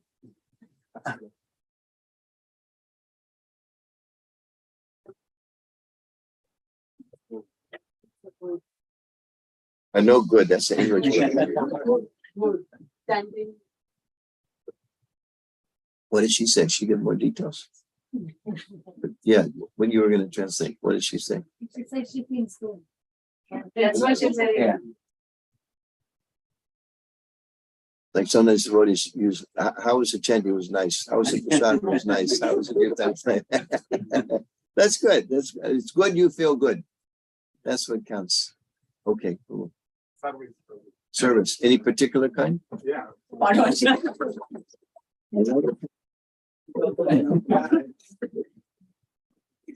Yeah. These pots in Chicago must be the most clean in the whole world. You're pot washers. You know what line, you're Acharya in pot washing, right? You are Yamuna Devi Anugas. Okay. You know that story? Okay. But I said service Prabhuji in general. Yes. Also pot washing. Yeah. Okay, so can I tell a pot washing story? Yes, Yeah. I mean, this is a very famous story. So when the first wedding in ISKCON, so Prabhupada had an initiation, and then Mukunda and Janaki, who were not married yet, but they were boyfriend, girlfriend when they came to Krishna consciousness, they came to Prabhupada, and some Prabhupada said, okay, we're gonna do a marriage. And Mukunda went out and got her a red sari, because he heard you're supposed to have a red sari, because nobody knew those things, right?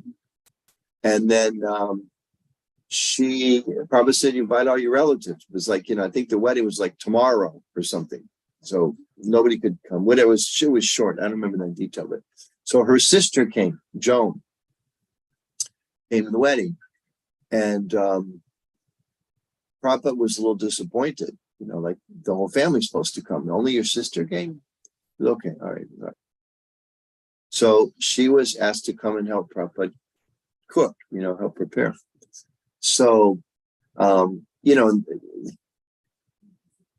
it's the early days, so standards were not what they are today.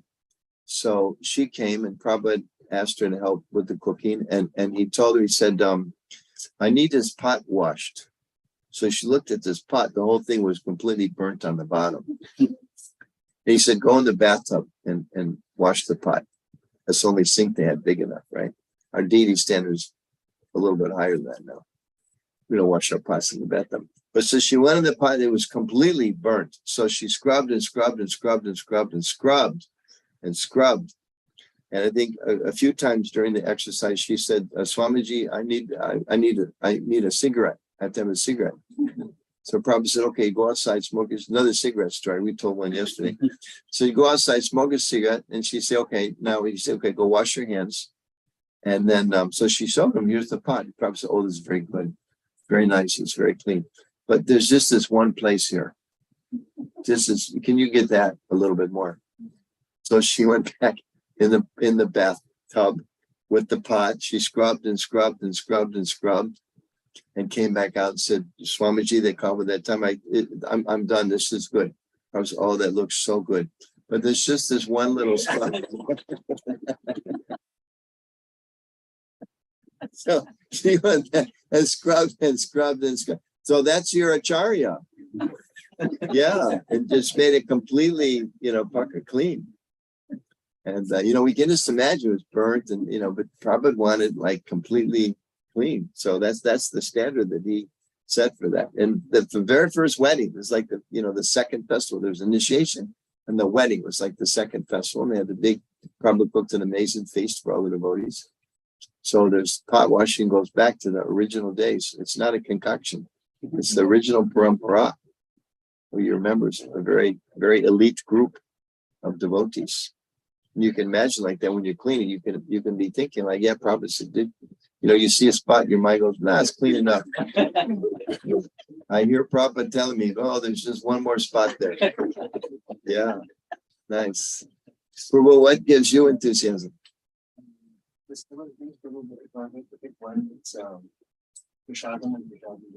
Okay, nice. Very nice. What's your favorite kind of prashadam? How many favorites? Sweets? Man after my own heart. Yes, very good.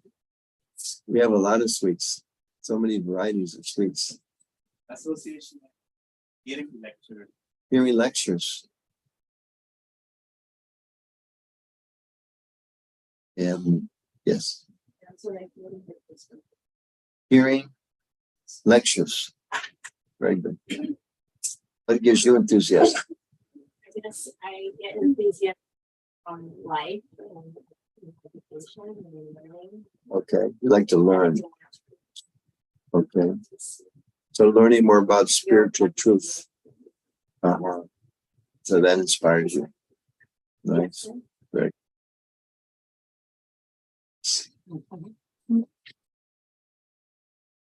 So cooking, having new dishes. Nice. Okay, we already know pot washing over here. We know that. How about the kids now? Let's start with the girls. Radhika. What makes you enthusiastic in your spiritual life? Nothing inspires me that doing kirtan and listening to kirtan. You like kirtan a lot. Nice. And you play kartos, right? Very good. You like to dance.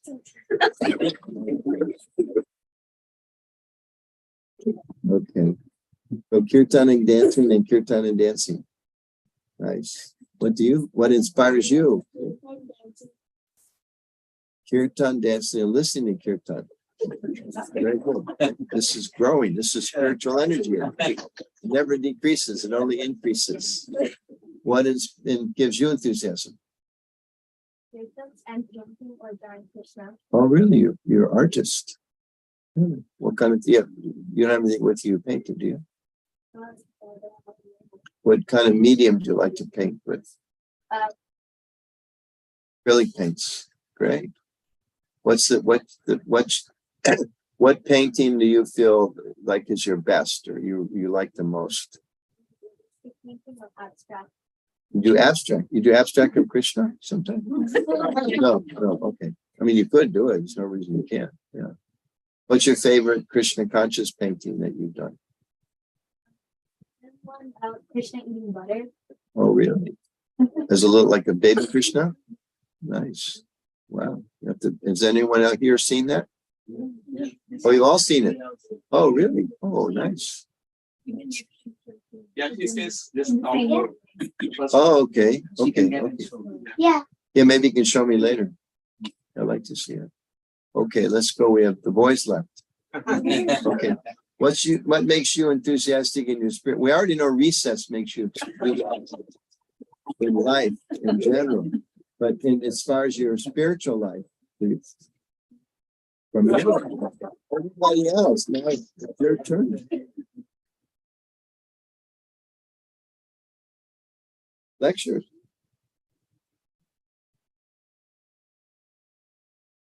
What at home? The deity at home. Dressing the deity. Dressing the deity. You like to dress your deities up? What kind of deities do you have? Wow. You have a favorite outfit that you dress them in, or you like them all? These are the golden avatar, right? Oh, very good. Very good. It's great. Yes, sir. Do you? I'm very glad that there's someone here that said they like Madunga, because we had all these people over here that like Kirtan. Without a Madunga, we'd be in trouble. Like that too. Okay, good. The same way of devotees that like to cook, and thank God there's devotees that like to wash pots, right? If there wasn't pot, well, all the ladies back there, I love to cook, but there's no pots. How am I supposed to cook? And all the men are thinking, if I don't wash this pot, she can't cook. She doesn't cook. I don't get prashadam. Okay, where's the soap? Would you like to share what makes you enthusiastic in your Krishna consciousness? Nice. What would you consider as a fun activity in service? Also pot cleaning. Yeah. Wow, you have come from a long line of great servants here. That's nice. I'm going to spread the word. Other temples that go. Does anybody need some pot washers? A lot of them in Chicago. Usually temples are looking for pujaris or book distributors or books. This place, maybe you could trade a couple pot washers. I know there's a shortage of pujaris. You could trade some of these. You're on the council. Okay. Tomorrow we have a council meeting. I'm going to suggest that we could trade. We have one, two. We have at least 4 pot washers here. No temple needs more than 3. So, we can get a pujari out of this. It's very good. Okay, great. Sometimes like when we go to New Vrindavan, mostly during the Rath Yatra time. So there we also get the opportunity for That's great. That's great. Krishna Prabhu is not here. Who has bigger pots, Chicago or New Vrindavan? Chicago. Is that right? Yeah. Because they have big festivals in New Vrindavan. Prabhu, we are missing Krishna Prabhu today. Yeah.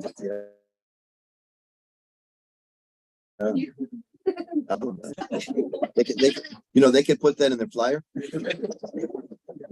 Come to New Vrindavan. We have forests, we have yoga classes, we have beautiful deities, we have Prabhupada's palace, we have big pots. Some people can read this. Oh, they have big pots. We should go there. Yeah, you should go. They have big pots. Yes. So we can see, all of us. It's interesting. We're attracted to, some of the similarities like that. Certainly, but a lot of different ways are attracted to Krishna. Some people said japa, some people said kirtan, some people said lecture, some people said deity dressing, even some children said deity dressing, some people pot washing, some people, distributing prasadam, some people organizing events, in so many different ways, learning about Krishna, so many different ways that we can increase our own enthusiasm.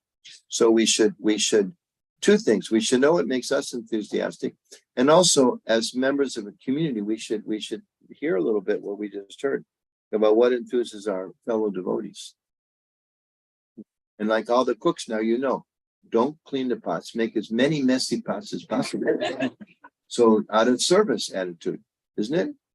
So next time you leave a big mess, someone says, what's this mess? Prabhu, this is service. This is Vaishnav Sangha. This is Vaishnav Seva. Right? I'm inspiring my fellow Vaishnavas like that. So we should think about, what inspires, just like, that some of the kids say they like to dance. So we should try to, help encourage them to dance, make facilities for them to dance. They like to do kirtan, make facilities for them to do kirtan. He likes to play mridanga. So we, I'm sure it's already happening. Make sure you get, there's some nice online classes, how to get mridanga lessons and like that. So we can ourselves, go deeper. Because there's always so many obstacles come in spiritual life. But if we know, if we are enthusiastic, I'll read this text one more time and then maybe, we didn't have questions. We have time for questions, or okay. I'll read the text one more time and then we'll have questions. This is text 5. When he wants to go back and look. Text 5.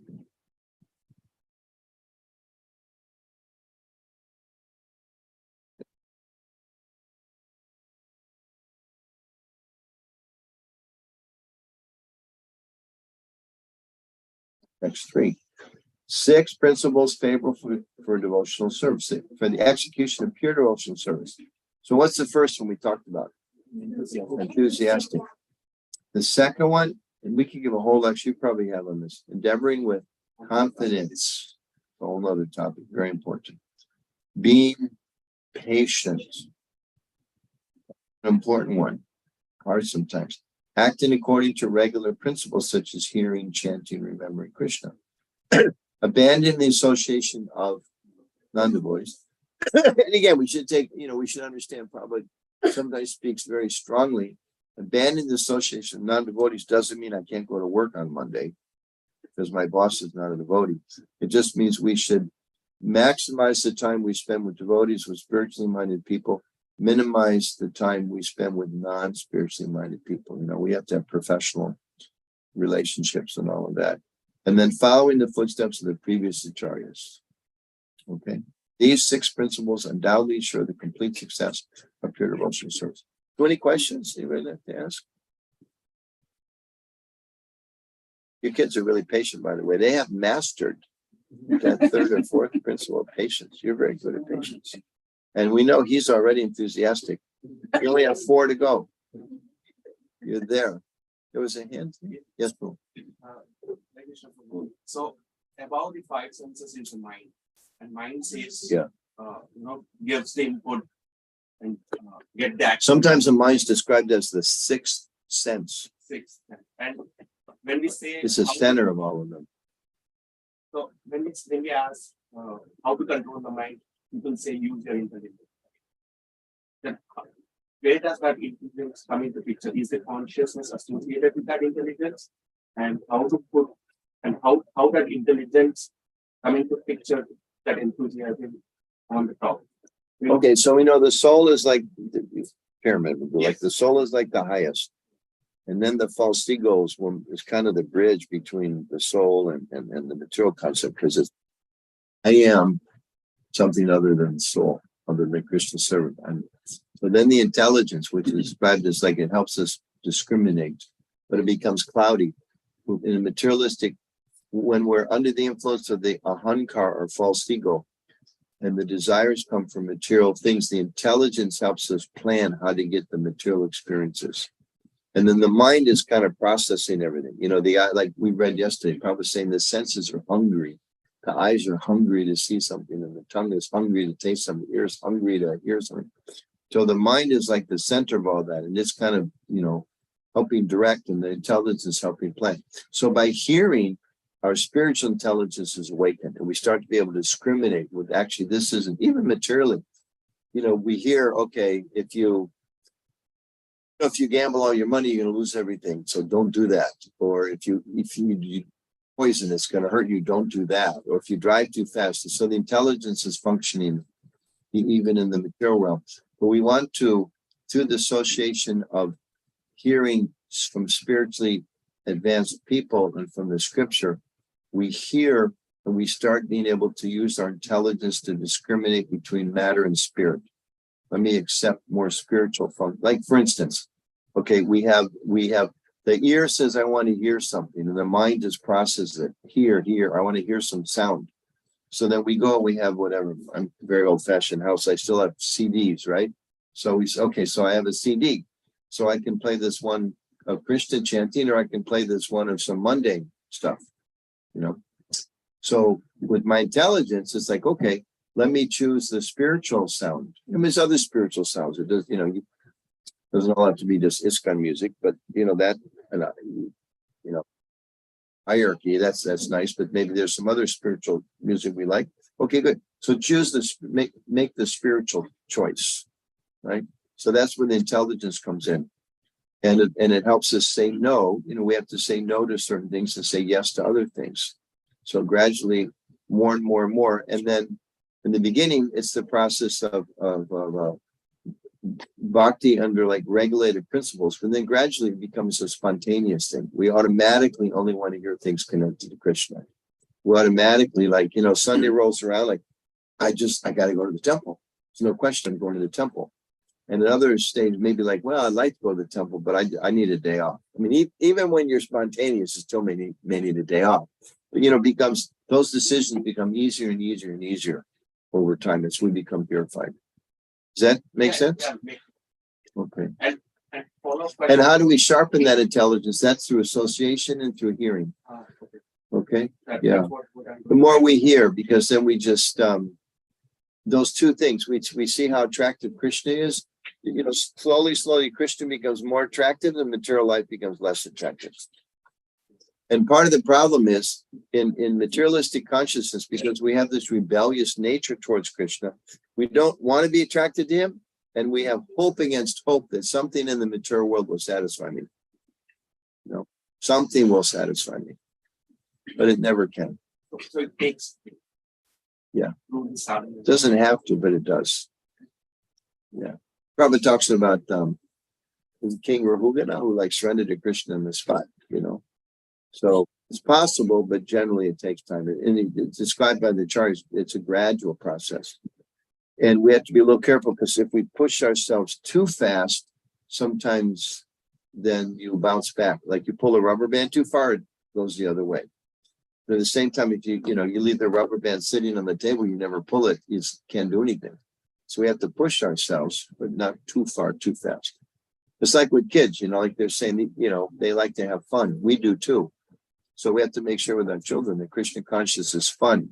If we push them too far, expect like a 9-year-old or a 14-year-old to do all the things a 25-year-old can do, then, you know, they have the opposite effect. It's the same thing with ourselves.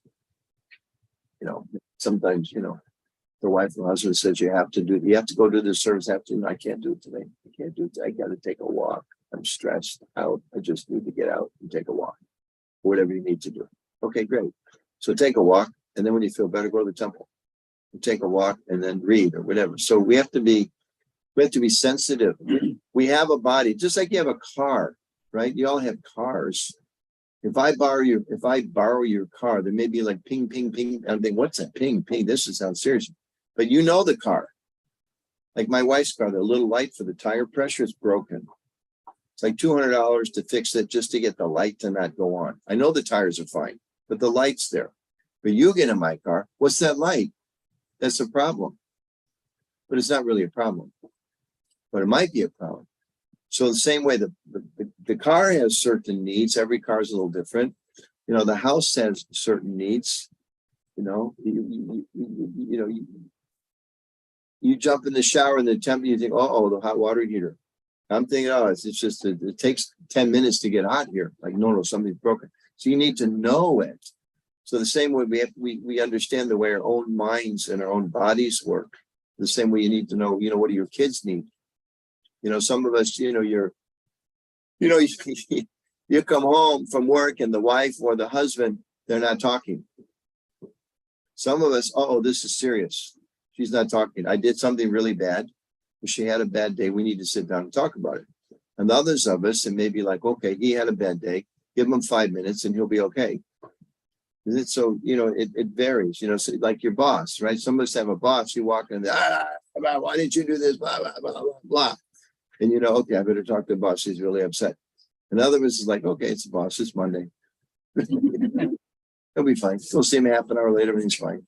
So you need to know those things and you adjust accordingly.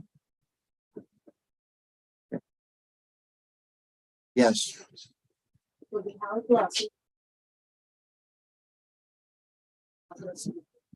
How do find it? How do we find out? Will really help us spiritually? What will situation we are in? How can we discriminate?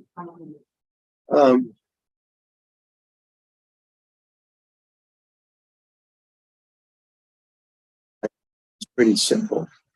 If your utsaha is increasing, you associate with certain activities of Krishna consciousness and certain devotees and certain times, if you become more enthusiastic, then this really helps me. It's all good. We don't want to walk around thinking, this devotee is good, that one's not. This service is good, that one's not. That's not the point at all. This prasadam is sacred, this prasadam not. That's not the point.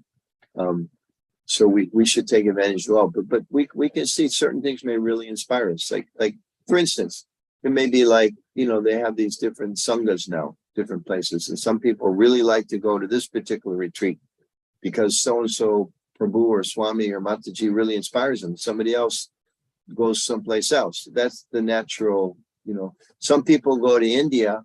It's like, oh, you're going to Vrindavan? No, I'm going to Mayapur. Oh, I like to go to Vrindavan. I like to go to Mayapur. Somebody else, I go to Tirupati. So, it's different, what's inspiring you. Isn't it? Yeah.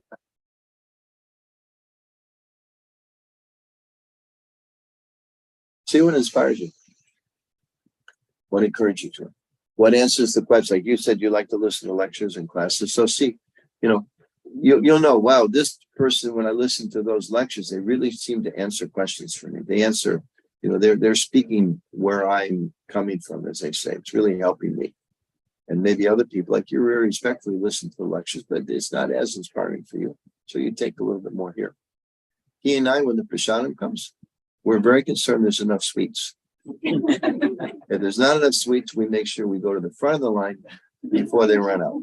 Okay, somebody else is like, the sweets are gone. See, not a big deal. For he and I, it's like, oh my, I can't wait another week. Friday, with more sweets, can't do that.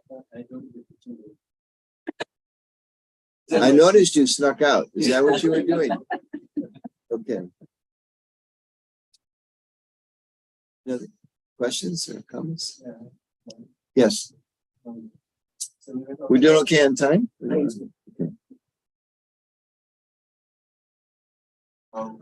One may be having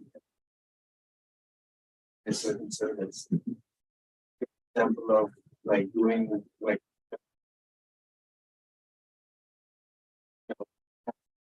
towards or enthusiasm or inspired by some other service. So where do you draw a line between like saying, okay, and let's say the temple is there is a need for certain service, but I'm enthusiastic about something else. There's you were to say that okay, when the authority is telling you something, Mhm. you have to do it regardless of what you like, because it's a service for Krishna. You have to do it even if you're not really enthusiastic about it.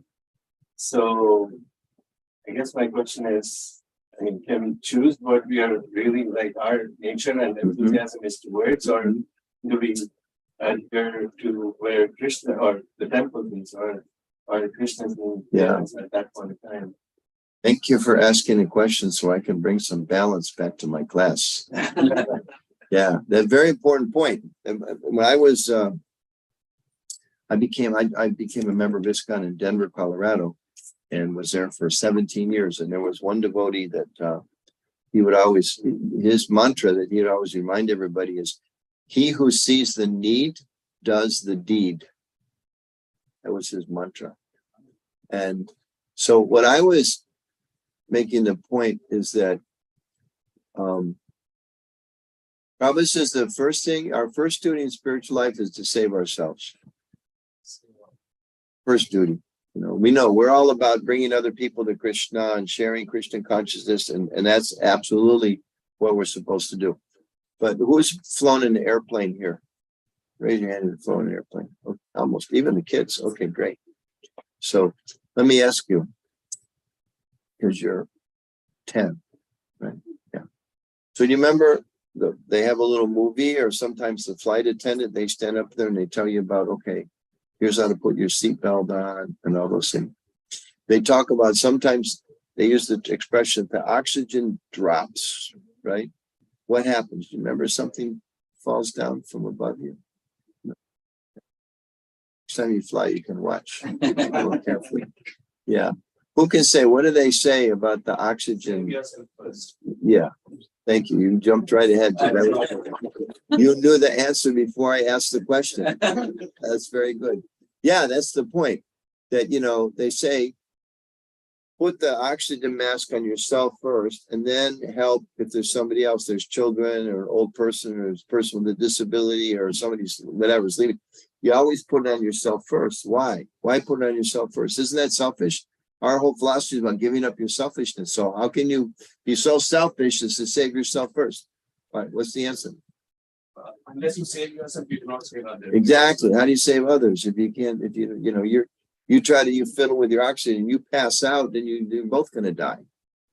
So fix it yourself first. So the point I was talking about, being aware of our strengths and our weaknesses and what we're good at and we're not so good at and what we really like to do, so that we nurture that, just like a plant. If you have a flower, some plants or some flowers, you got to water them every single day. And other flowers, you water them every day, they're going to die. They have different needs. Some you put in the window for the sun and they do wonderfully. Others you put by the sun, they die. So, you take some of these pot washers and you tell them don't wash pots anymore, they're going to die. You tell some of the Pajaris you have to give up Pajari, just wash pots. It may be tough for them.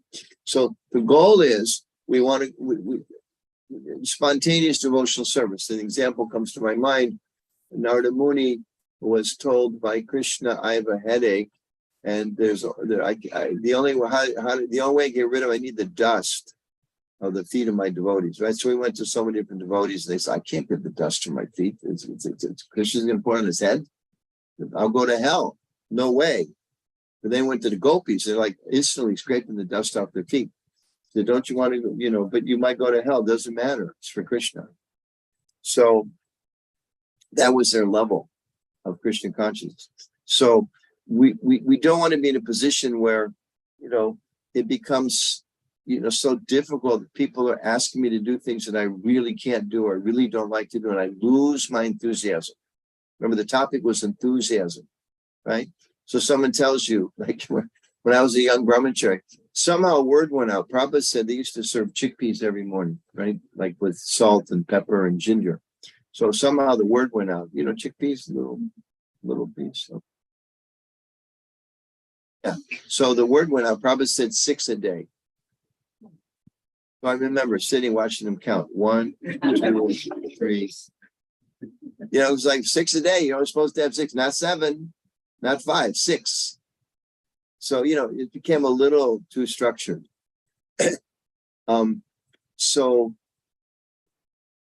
for utsaha, for our enthusiasm, we should be aware of the things that really enthuse us.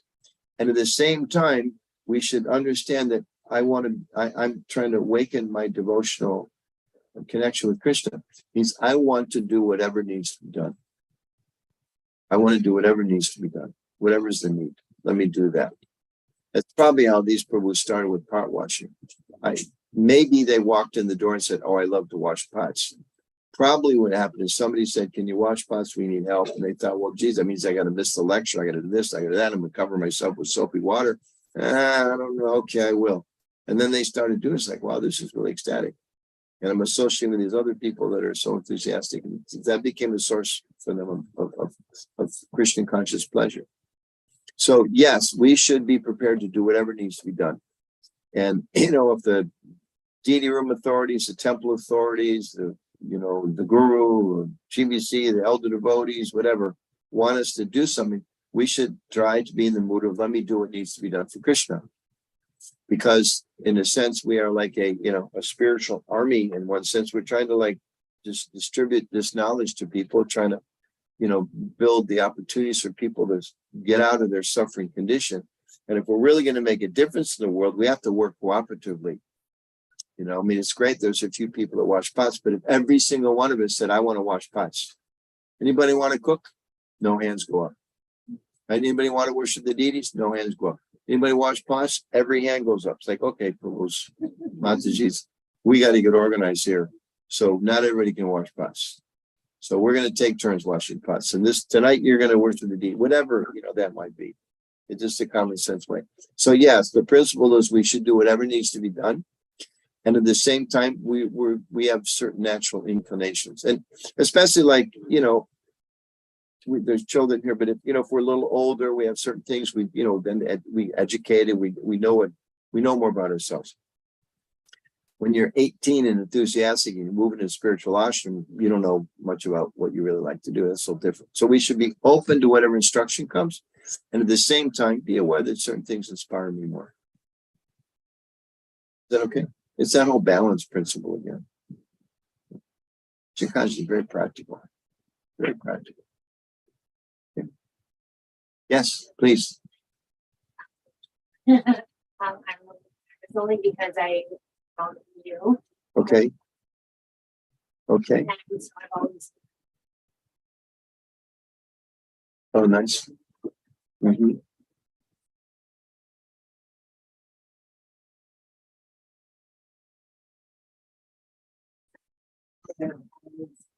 idea about Krishna at all. Okay. Are they So followers of a different tradition? Christian or Catholic, Catholic Christian. the same. Some Protestants? Some Protestants, Okay. yeah. Okay. So, it's when they ask me questions, it's hard to answer. So, Okay. and I haven't finished. Okay. Bhagavad Gita, yeah. So it's like, what kind of things can I say? Asking for. Should be able to look at. Okay. So See it's what I all the mean? way to blame and Yeah. criticize. Okay. Yeah. Okay. So they know you're involved in a community Yes, of people that believe in Krishna. Yeah. Okay, great. How long have you been involved in the community? Not very long. About a Maybe- month. maybe- Okay. And they're already know and they're already questioning and criticizing and Yeah. okay. And it's because they're really seriously committed to their own practice, or they're just kind of like, what are you so uptight about God for? Yeah. Yeah. Over the top. Oh, okay. Well, that's cool. Okay. Yeah. Well, thanks. Yeah. That's like, Yeah. but, I mean, the question is, what do you say to them? I mean, the way you described it, probably not much. right. I mean, Yeah. yeah, and I mean, I can share with you, one of the things that I do, my wife and I organize this Vaishnava Christian dialogue for the last 26 years in Washington, D.C. And for the last 8 or 9 years in India. And in India, we have archbishops. That's the highest position. We have monks. There's like a man who comes to Washington, been coming for 22 years.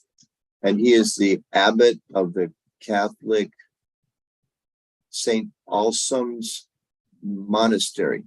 So what is he? He's not Jesuit. He's Dominican. I think he's Dominican. And he's been coming for 25 years to sit and talk with Vaishnavas about what's your understanding of God. And every year we have a different topic. And this year the topic was something like, it was really, really good one, like karma and something like karma and faith. So talking about what are the challenges, what do Christians understand? It basically, it was karma, grace, and faith, those kind of things. And within the Christian tradition, there's a long-standing debate about how much depends upon God's grace and how much depends upon, your own efforts to respond. And we have similar debates. Even anybody, I think some South Indians here, right? We talk about it yesterday.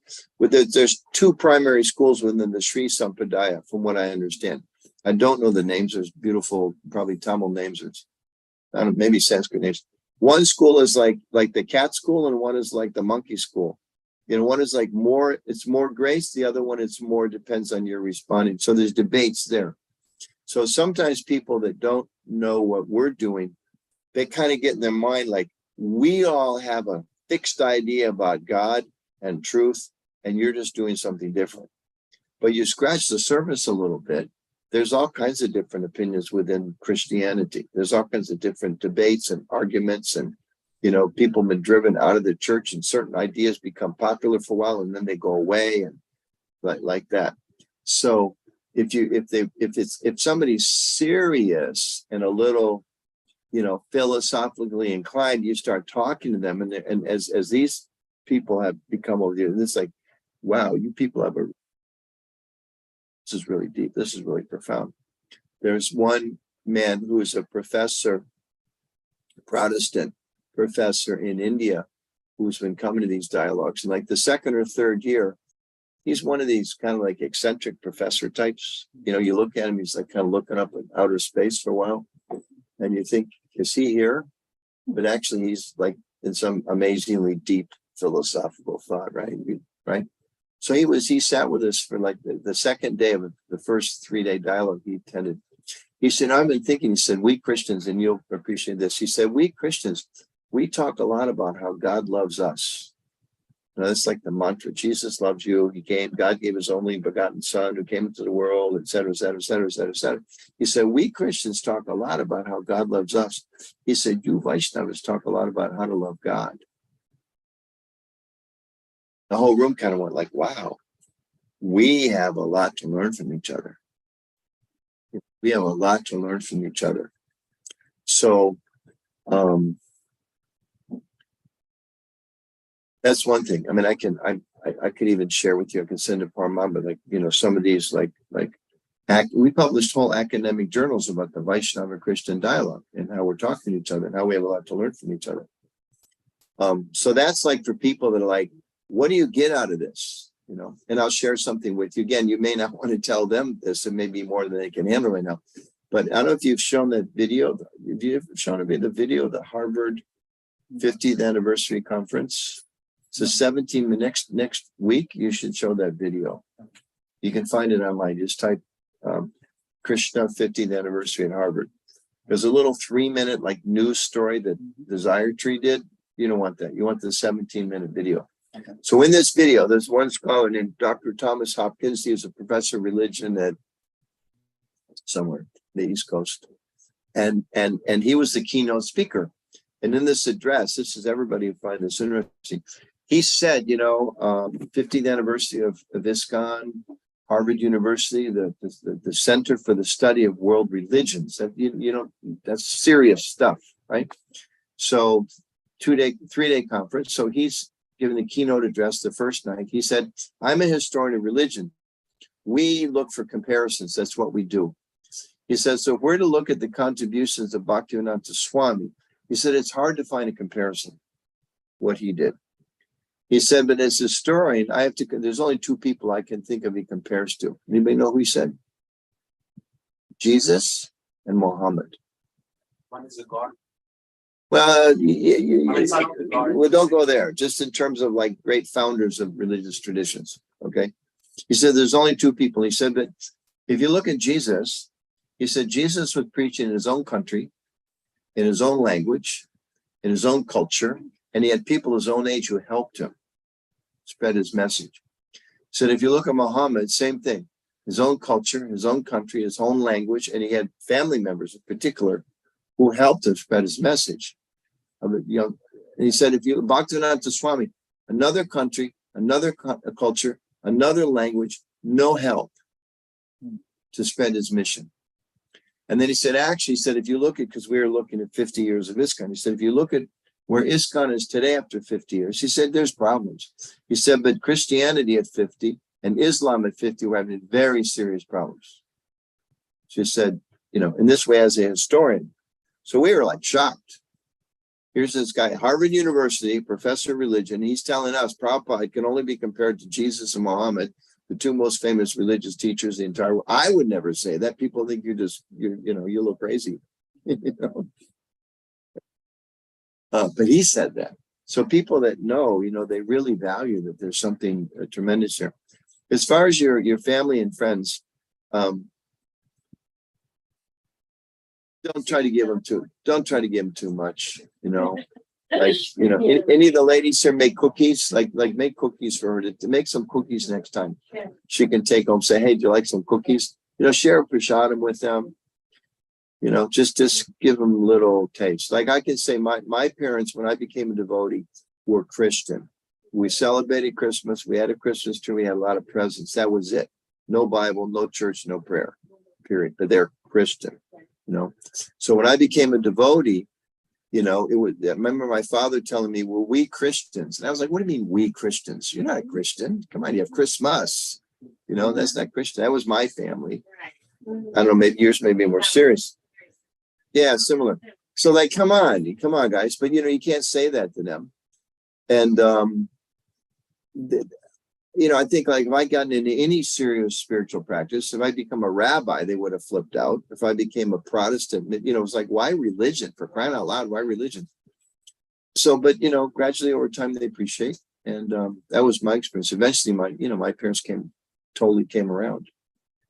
I mean, I won't use expression. Like 5 years after I was devotee, my parents came to visit me in Denver. I was living, we had like a little college outreach center, and we had two ladies that were like Prabhupada disciples, really wonderful cooks, and like they say wined and dined. It was the first time I ever had Martinelli's apple cider sparkling. Like it's like that. It was like, wow. And they cooked this fantastic dinner. My parents were like really in good mood, and it was wonderful. And then they asked them, they said, what do you tell your friends about what your son's doing? I thought, oh God. Why are you ruining such a nice evening? I would never ask them that. But they, so my mother kind of choked. And my father was like kind of a gruff, materialistic person, swore a lot. It was just kind of, they used to say this term of 50s dad, just kind of like a tough guy, he was like an executive in an auto company, but still a tough guy. So I won't use the words he used. But my mother kind of stumbled, and he kind of sat up and said, you know what I tell him? He said, my son's a member of the blankety blank oldest religion in the world. That's what I tell him. And for me, it was like, wow, my father finally accepts what I'm doing. He's a member of the blankety blank oldest religion in the world. And it took some time when I first moved in the ashram, because I actually moved in an ashram, my father sent me Time magazine in an envelope and had written on the cover, come back to the real world. That's how much they could understand what we were doing. But gradually over time, they see this is, it's a nice thing. You're learning to be a nice person. You're helping the environment. It's an authentic spiritual tradition. You're not rejecting Jesus. Did your parents go to Christmas Eve service at Christmas Eve? This year? I was there. I went. Because I want to come and worship with the Christians on the birth of we're there for 3-hour service. It's always a beautiful service. Yeah. It's always a beautiful service. Yeah, so now you can go. The Catholic Church or the Yeah. candle. So you become more deep in your Krishna consciousness, you'll have more inspiration to want to go to church once in a while. Yeah. Because you see, wow, there's I'll end with this maybe. There's a beautiful prayer by Bhakti Thakur, who's Prabhupada's guru's guru, or guru's father also. And you can look this up, you can find it for everybody. But he basically said, when we enter the place of worship in somewhere that's not our own, we should stay there in a respectful mood, thinking that God is being worshipped here in a form different than mine. And although I don't completely understand this form of worship, by observing it, my own faith in my Lord, as I understand it, is deepening. That's like the Bhakti, yeah, it's beautiful. That's pretty close. That's paraphrasing, but that's pretty close. That's our vision, you know.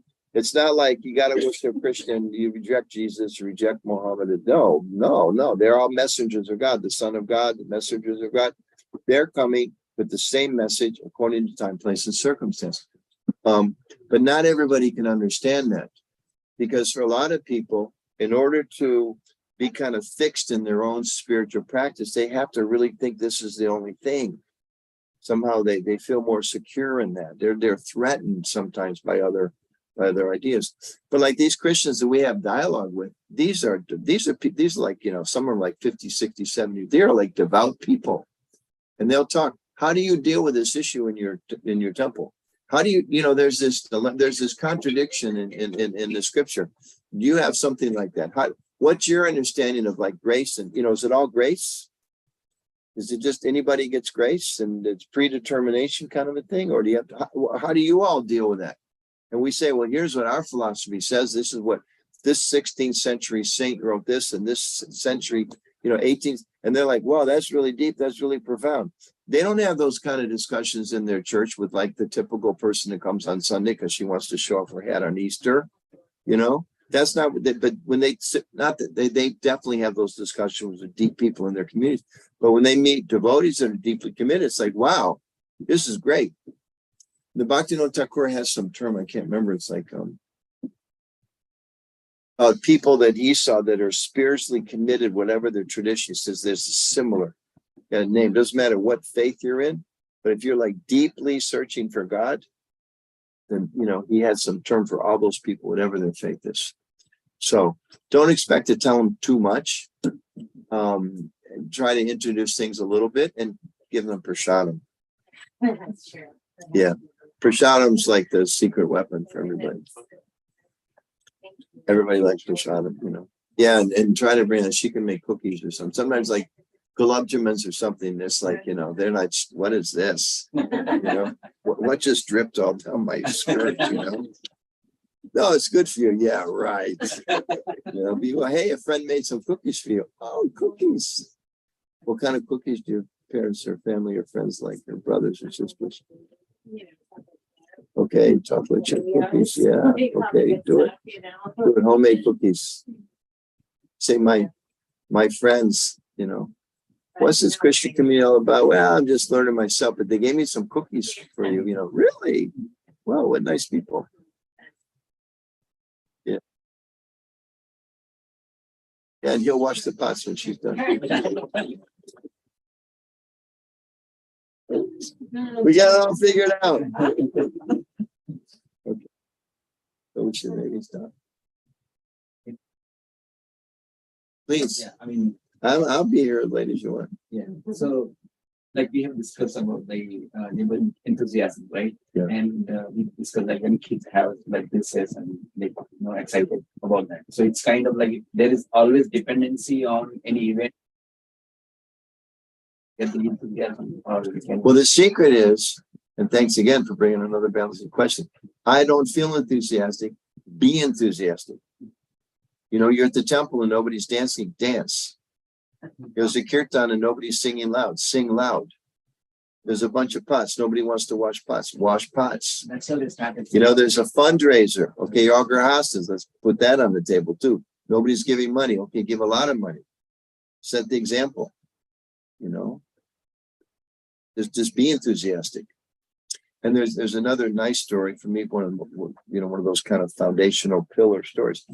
Prabhupada in the early days was just teaching devotees how to pay obeisances, or maybe they just kind of picked it up from somewhere.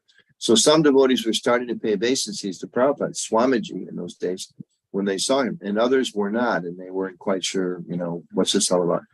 So one of the devotees, I believe it was Gargamuni Prabhu at that time, later Swami, he went to Prabhupada, he said, Swamiji, devotees they're offering these obeisances, but I don't really feel like it, So Prabhupada said, that's all right, do it, and the feeling will come.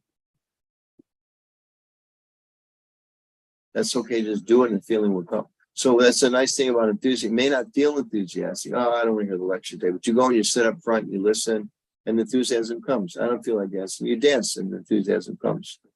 You kirtan, okay, like that. It comes. So, our spiritual life is largely, we're sadhakas. We're practicing. But by that practice, then the natural awakens.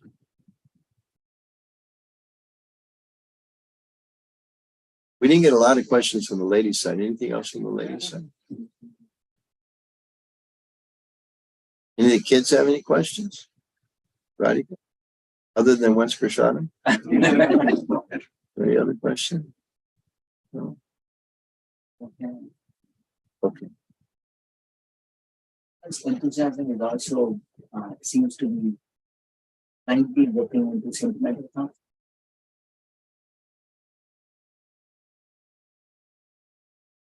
Sometimes, with ulterior motivation, one may show, okay, if a service is something which is presented before so many people, something which is nobody's watching me, then I don't like that kind of things. Wait, I don't like it. Somebody's asking me, I'm not going to do it because nobody's watching. Yeah, no one is watching me doing, for example, let's see. Class is going on, people are kirtan, dancing, Okay. nobody would like to. So, what exactly where we should draw the line? Encouraging the people with their inspiration and enthusiasm. Good. Mm-hmm. At the same time, what should we teach them, or what should be the right mood that the right mood should be doing the needful. I have this expression in like sports, and I think in military, next man up. You know that expression? Like, say like in I like history a little bit, like in the Civil War, they're marching into battle. Somebody's like the flag bearer. That's a very honorable, you have no weapon, but you're carrying the flag, which represents the honor of all these people. It's very dangerous because they want to the other side wants to knock down your flag. So they're going to shoot at you. So you're very, very strong, very honorable. So oftentimes those people get shot and they get killed and they fall. So it's like next man up. Who's going to carry the flag next? Who's there to grab the flag and carry it forward? So we should also have that sense of it. That, I want to do the needful. I want to do it to help out. For my own self, for my own enthusiasm, I need to know where I get my juice. That's what I was talking about, utsaha. But when it comes to what needs to be done, I do the needful. So both need to be there. I love to cook, but there's nobody dressed in deities. If we say, I'm sorry, I'm a cook. Well, who are you cooking for? I'm cooking for me because I like it, or am I cooking for Krishna? Because that's the service that needs to be done. I go to the temples. Okay, I came to make garlands. Well, actually, they made the garlands, but they left a big mess. Can you help clean up? And see, you all know too, this is one of the really beautiful things about Krishna consciousness. We are the historically anti-caste organization, right? You go talk to like some of your high caste friends in India that are caste conscious. You tell them, what do you do? I wash pots. Sudras wash pots. Low class people wash, maybe like we can imagine some people, their father, I didn't raise you to wash pots. No, we're doing this for God. I wash pots, whatever. I wash pots, I clean the floor, I clean up messes. I do it for Krishna. That's like, I'm not a Brahmin. The Lord Chaitanya, he's God. I'm not a Brahmin, I'm not a Chatra, I'm not a Sudra, I'm not a Vaishya. I'm the servant of the servant of the servant of the. I'm throwing off this bodily cage. I'm not white, I'm not black, I'm not brown, I'm not male, I'm not female. I'm a servant of God. It's very liberating. I can do anything. I can do whatever. But because I'm a devotee, I do what needs to be done. Arjuna's like, I don't want to fight. Krishna's like, I need you to fight. Okay, I'll fight. If I came to make garlands, we don't need any garlands today. We need the floor washed. Okay, I'll wash the floor. I came to wash pots. We don't need the pot wash. What we really need is, I came to give a lecture. Well, that's nice, but we need $10,000 by tomorrow morning to cover the festival. Okay, well, I can give 1,000. So that's really what we should strive for. And all of you, because you've all been saying, some of us a little newer, but practicing 5-6 years, we should also be. Another thing maybe you mentioned about Utsaha. Okay, material world is not such a nice place. That's an impetus. Krishna's wonderful. That's an impetus. The Acharyas, that's another impetus. The people that gave us these gifts that we have, we talked about this a little bit last night. You go back and read and hear about Prabhupada's life and how he struggled and faced defeat after defeat after defeat after defeat after defeat. And he didn't give up. And then, he crossed the ocean, defeat. And then he just exploded all over the world. There's millions of devotees of Krishna around the world. Like we were with this Russian group last night. I told them, why are we sitting here with a bunch of people from Russia who speak Russian? Some didn't even speak English, the middle of Chicago.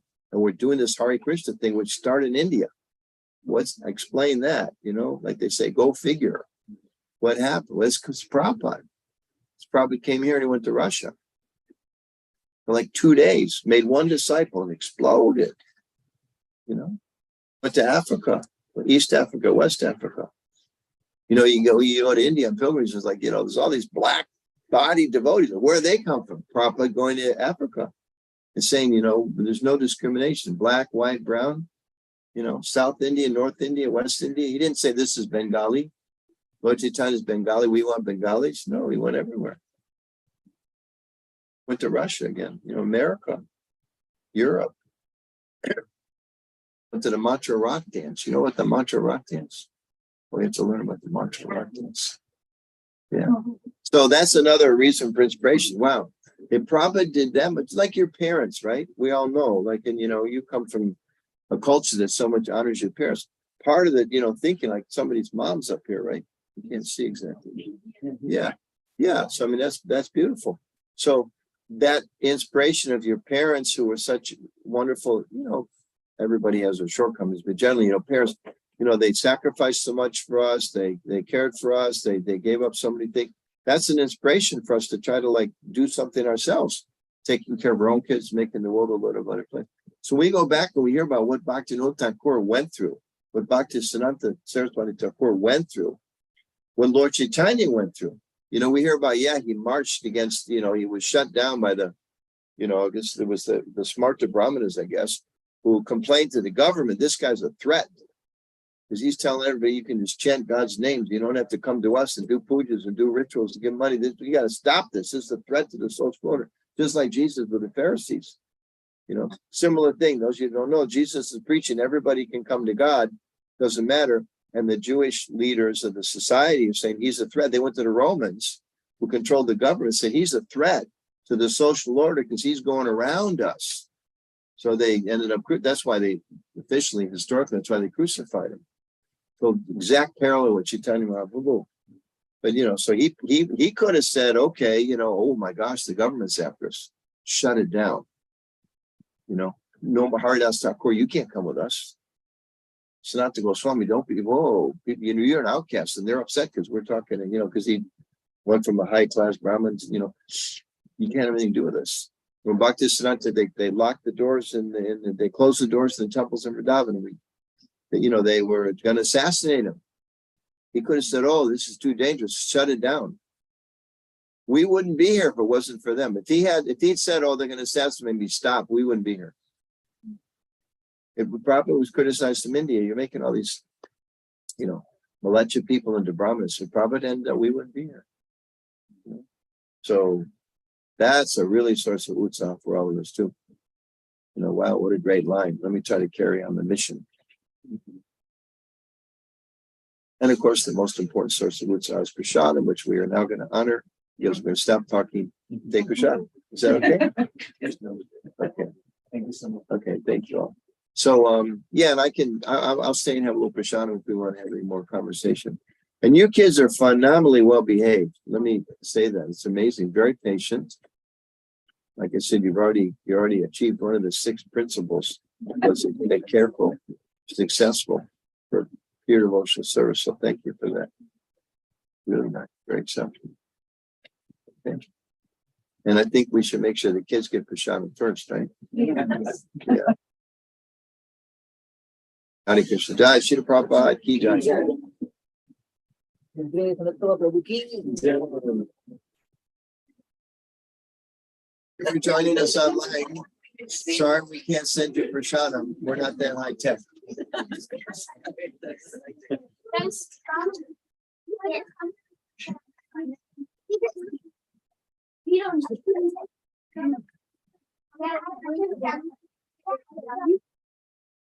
Hare Krishna Ganesh. I hope to meet you next time. Sure. Visit.